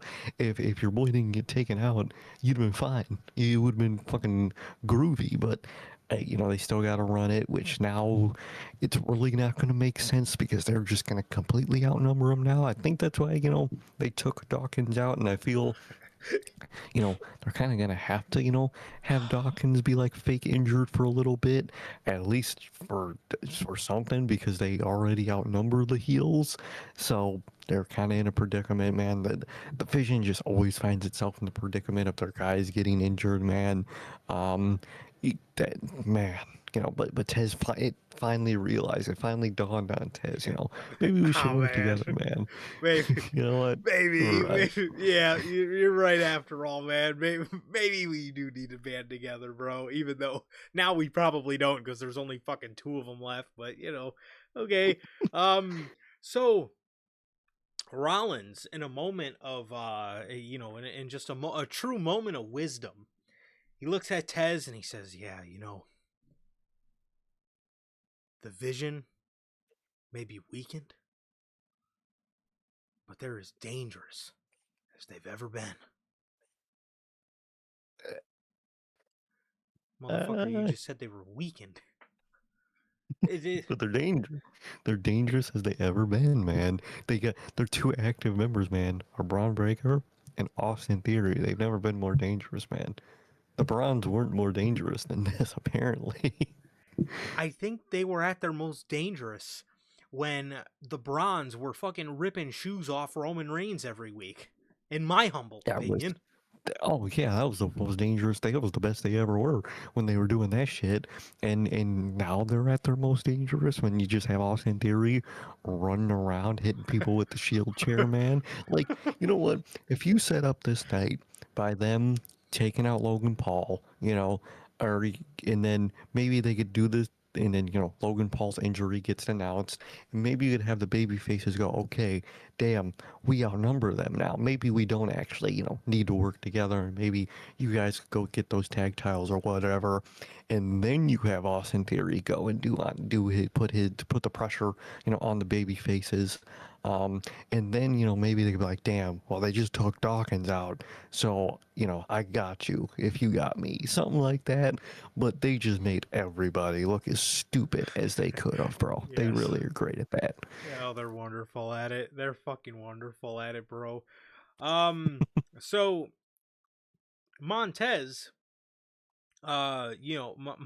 Montez, I guess he agrees with Seth, and he walks into the room, and he says, Pierce, this needs to end. I'm gonna cut the head off the snake. He says, give me Braun as soon as you can make it official. What? It's like, I Braun get didn't even Seth's fucking main do beef. anything tonight. I get Seth's main beef is with Braun, but Austin Theory just took Dawkins out and took Henry out, which like who cares? But he also took him out. So like, do you not attack him? He's the one that went out and did the wild shit tonight. What do you just? Hey man, you know what I want? I want the match. I just basically want revenge for. That basically has nothing to do with what happened tonight. What? What are you guys doing? You couldn't be like, man, they just took Dawkins out, man, and Braun, technically is the tag champ now, man. I'm gonna help Tez, bro. We gotta, we gotta attack the tag team there. Anything. He just goes for his personal target. It was real helpful. Thanks, Seth. Yeah, really a real team player here. You're definitely not just in this for yourself. So What? Austin Theory is then yelling at Adam Pierce. Adam Pierce tells him, you've had enough. You've had enough. You're done for the night. You get out of the arena. And Austin Theory's like, yeah, was it enough when they injured my brother Logan Paul? And Adam Pierce kicks him out. He tells him, yeah, you're done for the night, and I'm done with you for the night. So get out. So Theory's yelling at him like he was fucking yelling at that door all those months ago when he fucking couldn't get the door to open. Open up, door! Open the fuck up, door! Open door! Open you stupid door! So this is really the cherry on top of the fucking Vision Sunday for the night. It really is, dude. They're walking past the Alpha Academy, and I was like, oh god. they're oh my god. And so Otis looks at Maxine and he's like, yeah, that guy, nothing but trouble. And so Maxine gets offended, and she's like, no, don't say that. Just, he's had a rough night. Just cut him some slack. I need to go. And she walks off, and Otis and Tozawa are looking at each other like, that was weird. The fuck? I think they look as confused as the audience does, because what the fuck?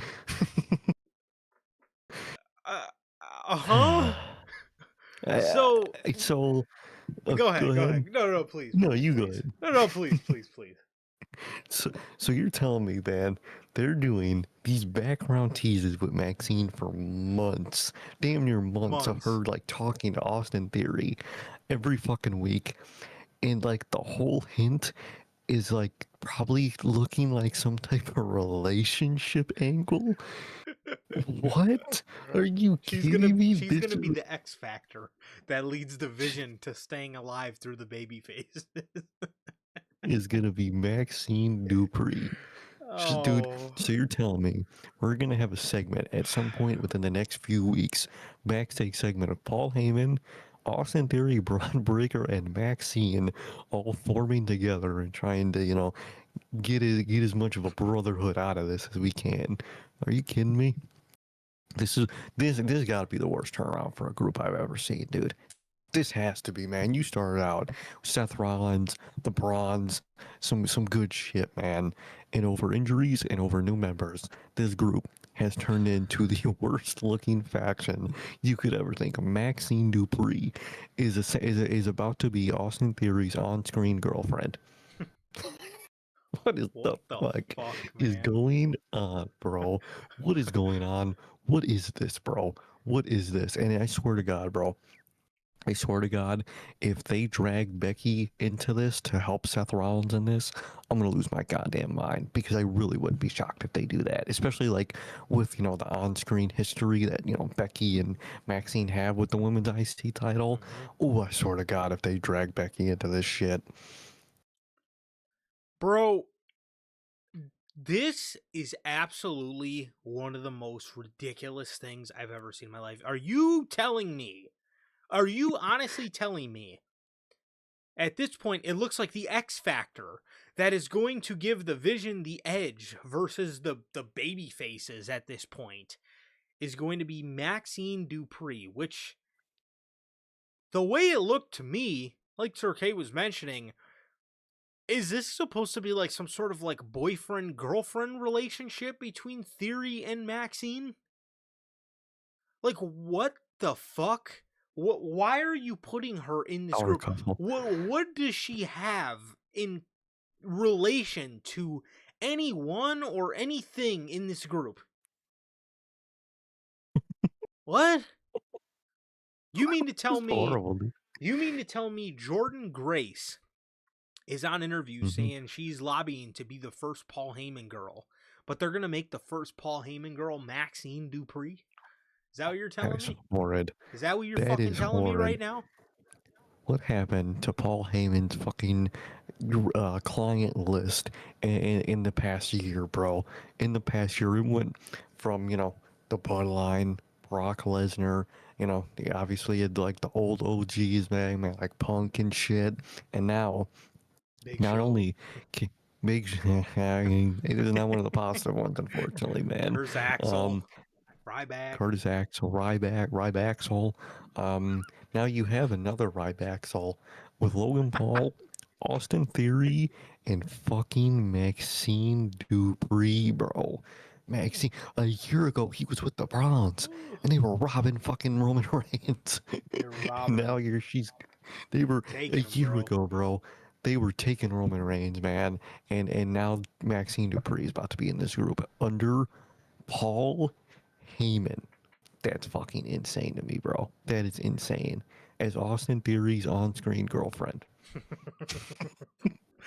What the What, fuck happened, bro? what what happened to this group? What happened to this show? What is going on here? This is your plan? This is your 4D chest?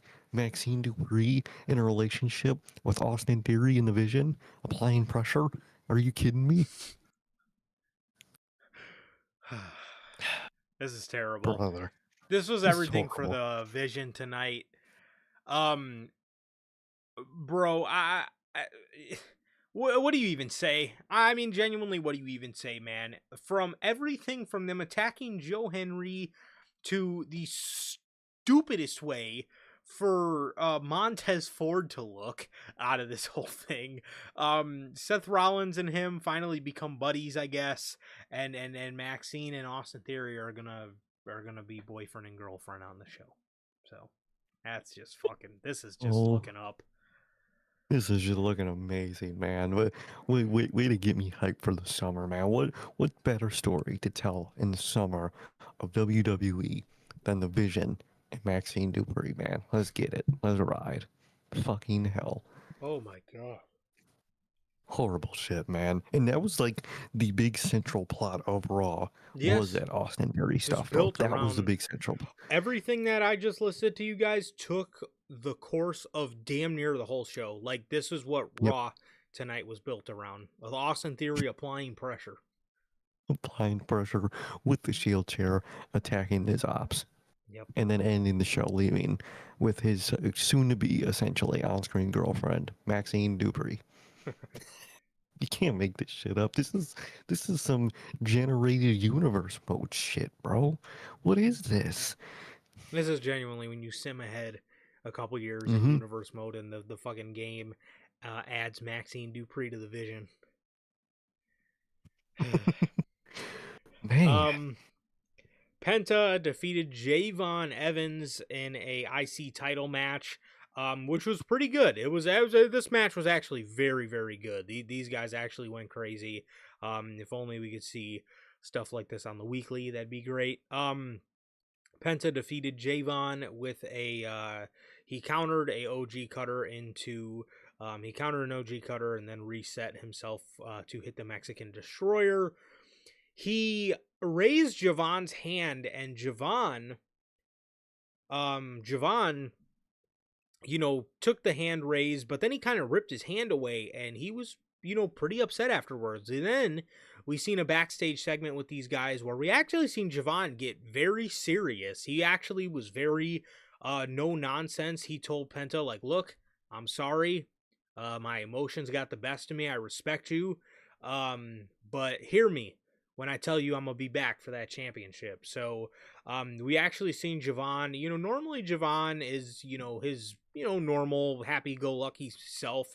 But we actually seen him get very serious. And I like that. I like that WWE. Again, you don't have to tap into that side of him all the time. I get, he's mainly a bubbly character. But I like that they're making that, available for Javon Evans to tap into when he needs to, man, because obviously there's going to come a time on the main roster where, you can't just be all sunshines and rainbows. But no, I actually like this, and I think, again, the match was great, and I think the most positive thing out of this whole thing was for the first time on the main roster seeing this other side of him. it was very nice to see overall. I did like all of that, man. The match was really good. Mike Cole, at one moment, dude, he had the most Excalibur moment of his life, dude, during the start of that match. The start of that match, when Evans had that, like, spot where his back hit the fucking announce table, dude. Ooh, yeah. Michael Cole goes, Javon Evans, he hit his back on the and then fucking Corey Graves had to go announce table, and then fucking Michael Cole was like, yes, the announce. He forgot the word announce table. I was dying hearing Michael Cole just hit the Well, the fucking goated, man. But either way, good match. Very good ending sequence to the match, and I really like that little post-match moment of him getting pissed, him being frustrated, man. I like seeing that serious side of Javon Evans. I thought that was very good.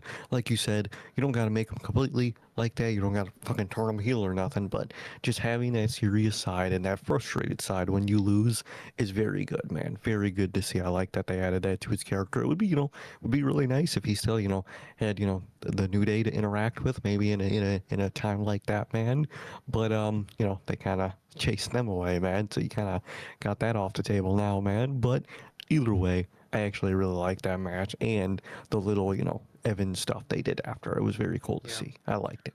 Well, may I remind you, John Moxley has a strong face in dealing with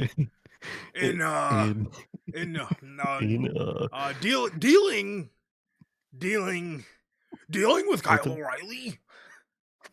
It wasn't as bad as Excalibur's, man, but it was still really fucking funny. Hilarious stuff, bro. But yeah, and then afterwards, Rey Mysterio walks up to Penta, and Rey's like, "Man, Penta, remember when we were that young?" And Penta was like, "Yeah, I remember. He's mad now. He's mad now." Look But at Rey, dude. I remember when I was that young, Penta. Look at Rey Mysterio, dude. It's the GOAT. We then get Bailey and Lyra versus the Judgment Day. Sir K, do you have any idea why this took place? I mean, this just seems like an annual occurrence at this. It's an annual. It just happens every week.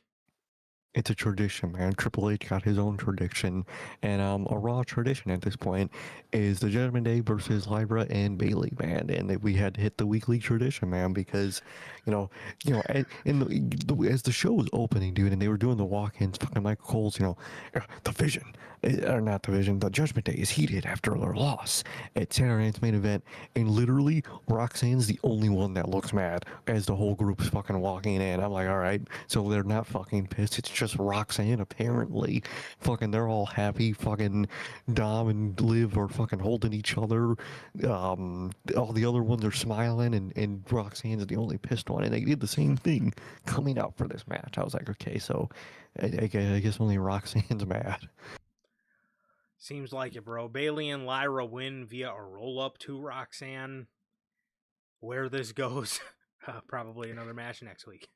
So Probably it's gonna be a one-on-one with Lyra and Roxanne next week, but it's basically gonna be a tag match because Bailey's gonna be there to help Lyra, obviously, and of course the Judgment Day is gonna be there to help Roxanne, because you know. Fucking why not, man? So get ready for basically the same thing next week, and we're just gonna stall until we can find someone to face fucking Liv Morgan finally. yeah, well, I honestly, dude, WWE instead of instead of having like Bailey or Lyra challenge her in the meantime because they're dabbled in with the Judgment Day anyway, they're dead ass probably just gonna wait till Steph comes back. Just to do a WrestleMania rematch, which, why do that in the first place, if we're being honest? Makes no fucking sense. This company, they are so inept, dude. Yeah. LA Knight. God. LA Knight. Oh, poor Knight. He comes out and speaks about his goals. He's speaking about his goals. He said he plans to enter the King of the Ring tournament that starts next week. And he says he is aiming for Roman Reigns. Jimmy Uso interrupts him. He tells him he understands why he hates the Bloodline. He says, they went through a lot of years where they had to do what they had to do, but it's all good now. He says it's all over now. He says he understands why he hates the Bloodline, though. He gets it. He says, he tells LA, he says, I like you, man. He says, honestly, enter King of the Ring. Enter King of the Ring. Get your fair shot at Roman and get your fair shot at Roman Reigns. These two, LA then kind of has a problem with that. He thinks that it's not going to be a fair shot, and he tells Jimmy he does not want to see Jimmy become an errand boy again. This was pretty much this promo, man. These guys were kind of just bickering about, it was just kind of just the same old. Well, I mean, obviously it was a lot different here with LA Knight, proclaiming, or I guess throwing himself in the mix for King of the Ring, which I like that. I like, people, aiming for it. I like having big names come out and, declaring that they want to be a part of the King of the Ring tournament. Do I think LA Knight is going to win? No. But I like, again, it is important for people to want to be in the tournament. It is important for you, as important for you as a company to portray that this is a sought after tournament. This is something that people want to be a part of. So it's obviously important to do that. And then obviously you have LA Knight just teasing beef with the Bloodline in here like they've been doing the past couple of weeks. And again, that's just one thing that does worry me a lot on this show as well, is LA Knight just kind of falling right back into just being the fucking weekly faction beat up. So Exactly. That's what it's going to be, especially after next week when, get to it when Fatu's going to be in the fucking group. That, he's not probably going to like LA Knight, but, Jimmy's, not enemies with him. And, it's going to be a whole fucking thing. I already know it, man. So they were basically just rehashing the same old, I like you, Jimmy, but I don't like the Bloodline. I don't like when you're in the Bloodline and all that. But the King of the Ring stuff was cool. I like people declaring and just talking about, the upcoming events before the company just, does their little graphic announcement for it. I like it. I think it makes the events look better. And, he's declaring himself. Big name in that. Very cool. Is he going to win? No. Is he going to go declare for the, what's it called? Money in the Bank? Yes. Is he going to win that? No. It's the LA Knight cycle, man. Either way, it's going to be cool to see. I'm sure the matches he's going to be in are good, are going to be great. But yeah, basically just storyline wise, the same thing we've been seeing with LA and the Usos, man. But it was very nice seeing that first mention at King of the Ring, man. I can't wait for more declares. For sure. We then get a honestly pretty useless Becky Lynch promo on Sol Ruka before their title defense. Sol wasn't on the show because of injuries she sustained at Saturday night's main event, even though she's being promoted for a title match this weekend. So I don't know. It's pretty useless. Your same old shit that we've been seeing. Yeah, like you said, this promo was pretty useless, man. It was same old, Becky normal good promo talking about, there was cool lines, but other than that, it was pretty useless with Soul not being there and the match already announced. So maybe you could have saved that little backstage thing you did at Saturday night's main event for Raw itself to give Raw something, but they didn't, man. We already knew the match was gonna happen, and it was just basically just talking about stuff we already knew about. It's pretty useless. For sure. Yeah, not that it was a bad promo or anything, but just nothing we haven't, heard before. Rey Mysterio and Rusev in a number one contender IC title match. Yes, the two guys that are fighting for the right to face Penta are Rey Mysterio and Rusev. What have either of them done? Well, Penta wants the Ray match, and so does Ethan Page, and Rusev walked up, and he heard Ray was going to get the match, so they started bickering. So Adam Pearce made them face each other for the title shot, man. Well, You yeah, because know, Ethan Page was in the middle of catching them conspirizing the two GMs. the two GMs, yeah, they are two GMs technically now. He is the GM of AAA now. So, they were conspiring against, the IC title scene, man. So we get, the coveted match of Rey Mysterio versus Rusev. Ray defeats Rusev with a roll up to become the number one contender. Well, so much for so much for not taking any losses. Am I right, Rusev? Um, He's not, I don't like taking losses, man. I can't remember his last big win in this company since his return, but I digress. A little funny. Always a little funny. was it Sheamus at Clash in Paris? I think it was Shane. I think he did get one did he win the feud against Sheamus? I don't know. Did he? I don't remember. I don't either. I don't remember That's a who won problem. the feud or That's a problem in That's the itself. problem. Um, I don't remember who won the feud. I think it might have been Rusev, if I'm being honest. I want to say it was. I think it was Rusev because I think they had like 3 matches, and I think Rusev won 2 of them. I fucking think so. I could be totally wrong on all of those facts, but I think he won that feud. But man, I miss Sheamus. Every time I Me think, too, I just bro. fucking miss Sheamus, Me dude. too. Especially in this scene, Oh you my know, god, he'd be their great. IC title team is improving. Man, I would love to see him back for this scene, dude. Yeah, knowing that they're gonna put him on SmackDown. Oh, they probably will, dude. Have Oh him. man, they're gonna Don't worry, he'll be facing Talatonga in no time. Rey Tully Mysterio. Tonga. Ray was wrestling in his old gear, bro. My childhood Ray gear. He had no shirt and had the baggy pants on. I was like, wait a minute. This is not what Very I'm used dope to look. seeing him wrestling. This is how this is the definitive Rey Mysterio look for me, man. So I always love to Oh yeah. see, Ray in the old gear. I'm glad he brought it back, man. Not that I don't have anything against his new gear. I think his new gear is fine, but man, there's nothing like the old gear for me. Nothing like some classics with Ray did.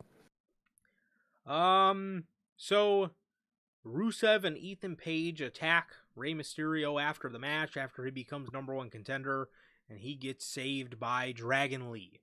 If Penta wanted the fucking match so bad, I would think that he would have been nice When for it him came to, out to help him. come out and help his boy, but I guess that's not how Penta. So I if it don't know. goes, I guess Penta just wanted to relax for the rest of the night. So, yeah, I guess he just wanted to chill out for the rest of the night, man. And haven't seen Dragon Lee in a minute, but yeah, there was a luchador to help, so he's seen the other luchador. And yeah, look at that. Look at Triple H, classic exactly. Triple H. He pointed to the nearest guy with a mask and was like, "Hey, go help Ray." Um, Ray's the number one contender. We're getting Ray versus Penta soon. Don't know when. I wouldn't be shocked if it's at this Triple A show on Saturday. I could see I that. wouldn't. I could I see could see that. them putting it on that show as like one of the Ray's big the GM undercard now. matches. He is the GM. Maybe they do save it for Raw or something like that, man. But yeah, he is the number one contender, and the next one, Two-Face Penta. Penta. Yeah. So WWE officially announces the two matches that are going to be on the first free hour of Clash in Italy, as they announced, contrary to SmackDown, because on SmackDown they said that Cody and Gunther would be the main event of the show. They announced on Raw that Cody and Gunther, well, Michael Cole said the first two matches we're going to play for you guys here are the two matches that you're going to get free on ESPN the first free hour. And the first two matches they showed were Cody and Gunther and Jade and Rhea. And then they went into Brock and Oba, and then they went into Tribal Combat, and then they showed Becky Soul. I don't know why they played that one last. Oh, that one last. The portrayal they gave on Monday Night Raw was Tribal Combat as main eventing, which I don't know why they portrayed it the opposite way on SmackDown, but from what they said tonight, from the words that came out of Michael Cole's mouth, the opening match is going to be Cody Gunther, and the other one's going to be Jade and Rhea. So, I'm glad for this, to be 100% honest. I did not want to see, again, on SmackDown they made it seem like Cody and Gunther was going to be main eventing this show. I did not know. Cody don't got motion like that, bro. He in no way should that match be main eventing over Tribal Combat. For me, I just think Tribal Combat, although it definitely has its plot holes, has been the most interesting build up going into Clash in Italy. I don't see any reason why that wouldn't main event. 100%, man. I think they choose the right opener, man. Cody, he just don't got that motion. Hey, the league that surrounds him, man, the world he built around SmackDown sucks. He's a paper champion right now, man. So might as well start the show with him and get him out the way. Plus, if our theories of something happening with Gunther and Brock, I could definitely see them wanting to get that Gunther loss as soon as possible on the show to then go do something with Brock later in the show. I think that's another reason why that might be happening. Either way, it makes the most fucking sense. Roman, he should end the show. Cody don't got that motion right now, man, and that's the best course of action. So all the fans pissed off, man, be pissed at Cody, bro. Be pissed at Cody, please. 100%. 100%, bro. So, this leads us to the main event. Actually, no, sorry. There was a segment earlier in the show with Roman Reigns sitting down with Adam Pearce, and he tells Adam Pearce there needs to be consequences for him this time. He says if Jacob loses, he serves for me. And if he doesn't, then you get your way and he's out of here. He's fired.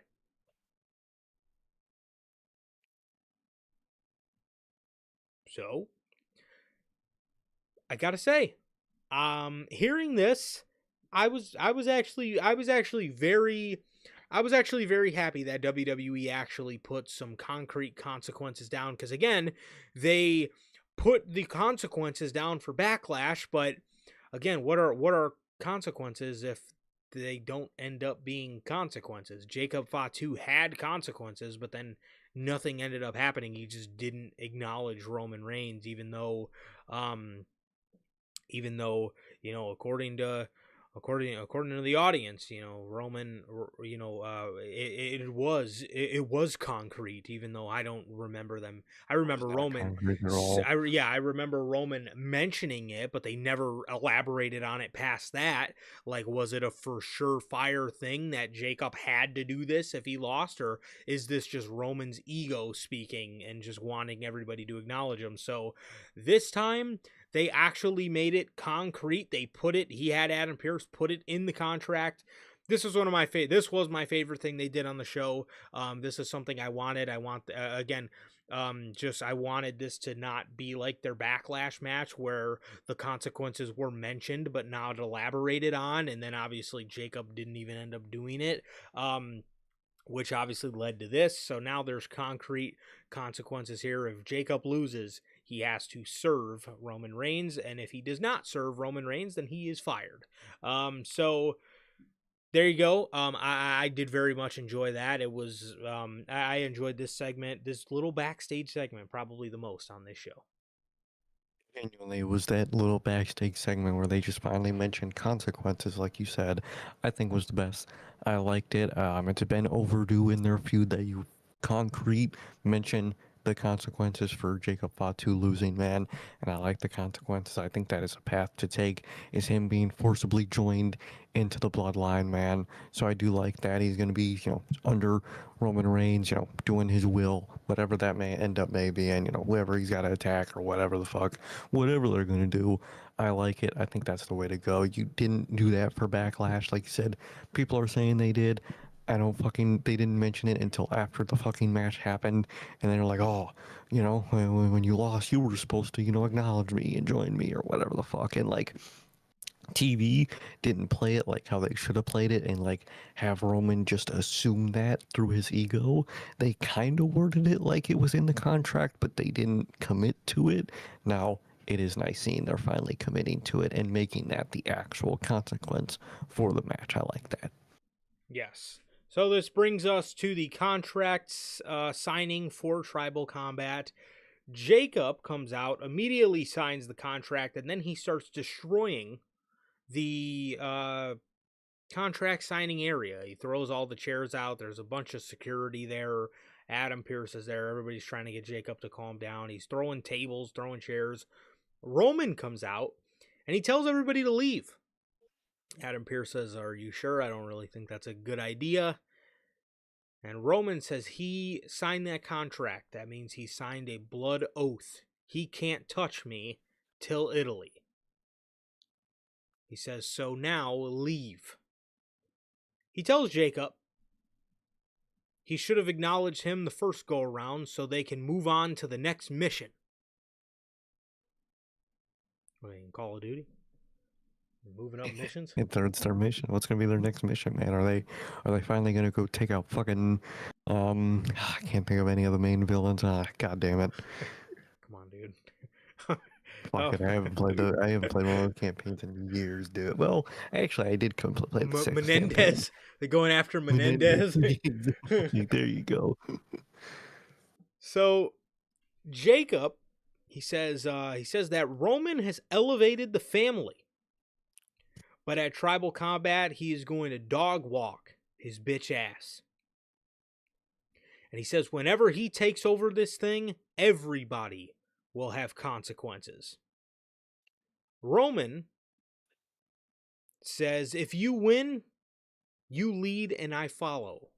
He tells Jacob he doesn't think he understands the magnitude of what that really is.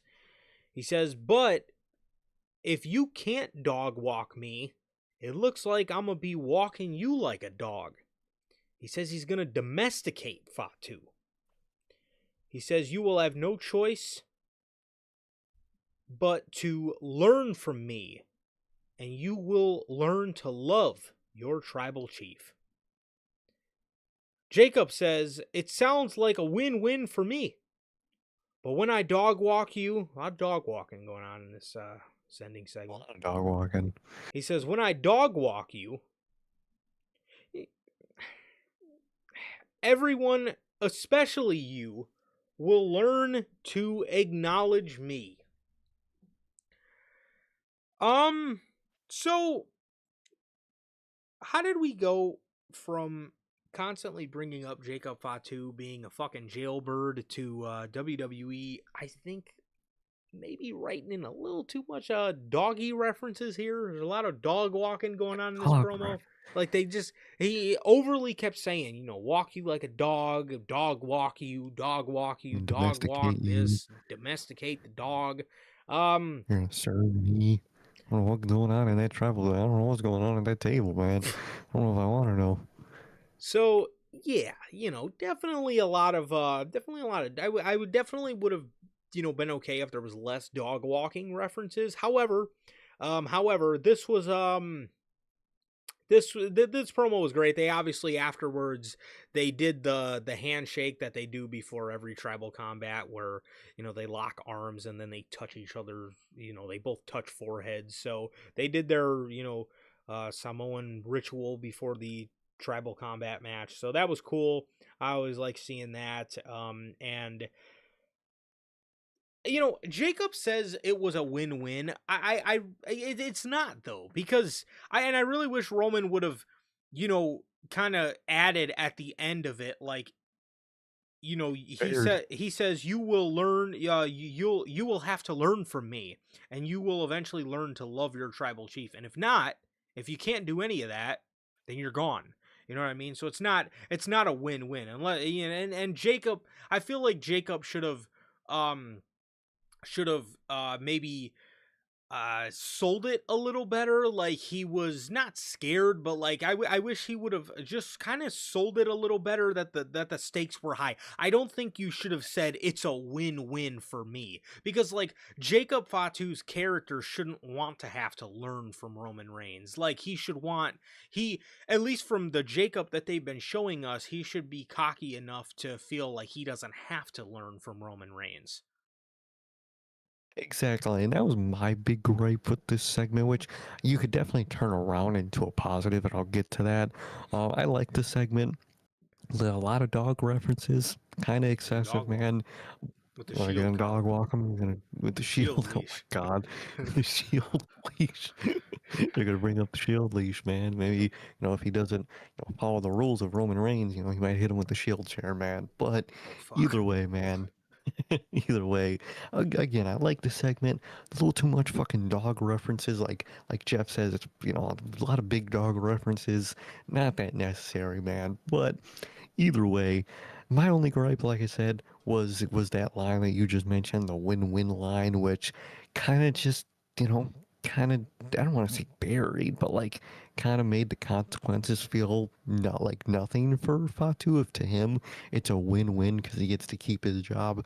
Now, what I hope you write in the story is him openly regretting those words of it's a Yes. win-win, because obviously he's gonna lose. He's gonna have to join the bloodline and make him, hate being in the bloodline, at least at the start. Obviously, if you want him to actually like being in the group eventually, you can do that. But at first, definitely at first, he got to hate being in the bloodline. But if he wants to stay employed, he's gonna have to be in there. So I hope they actually write it in and come to the foreground of that line. It being a win-win was wrong, because it's not a win-win. Being under Roman Reigns fucking sucks, in a way, dude. It sucks mentally for his family, all of that. And I hope they really embrace that and make that line that kind of made the match and made the consequences look a little weak.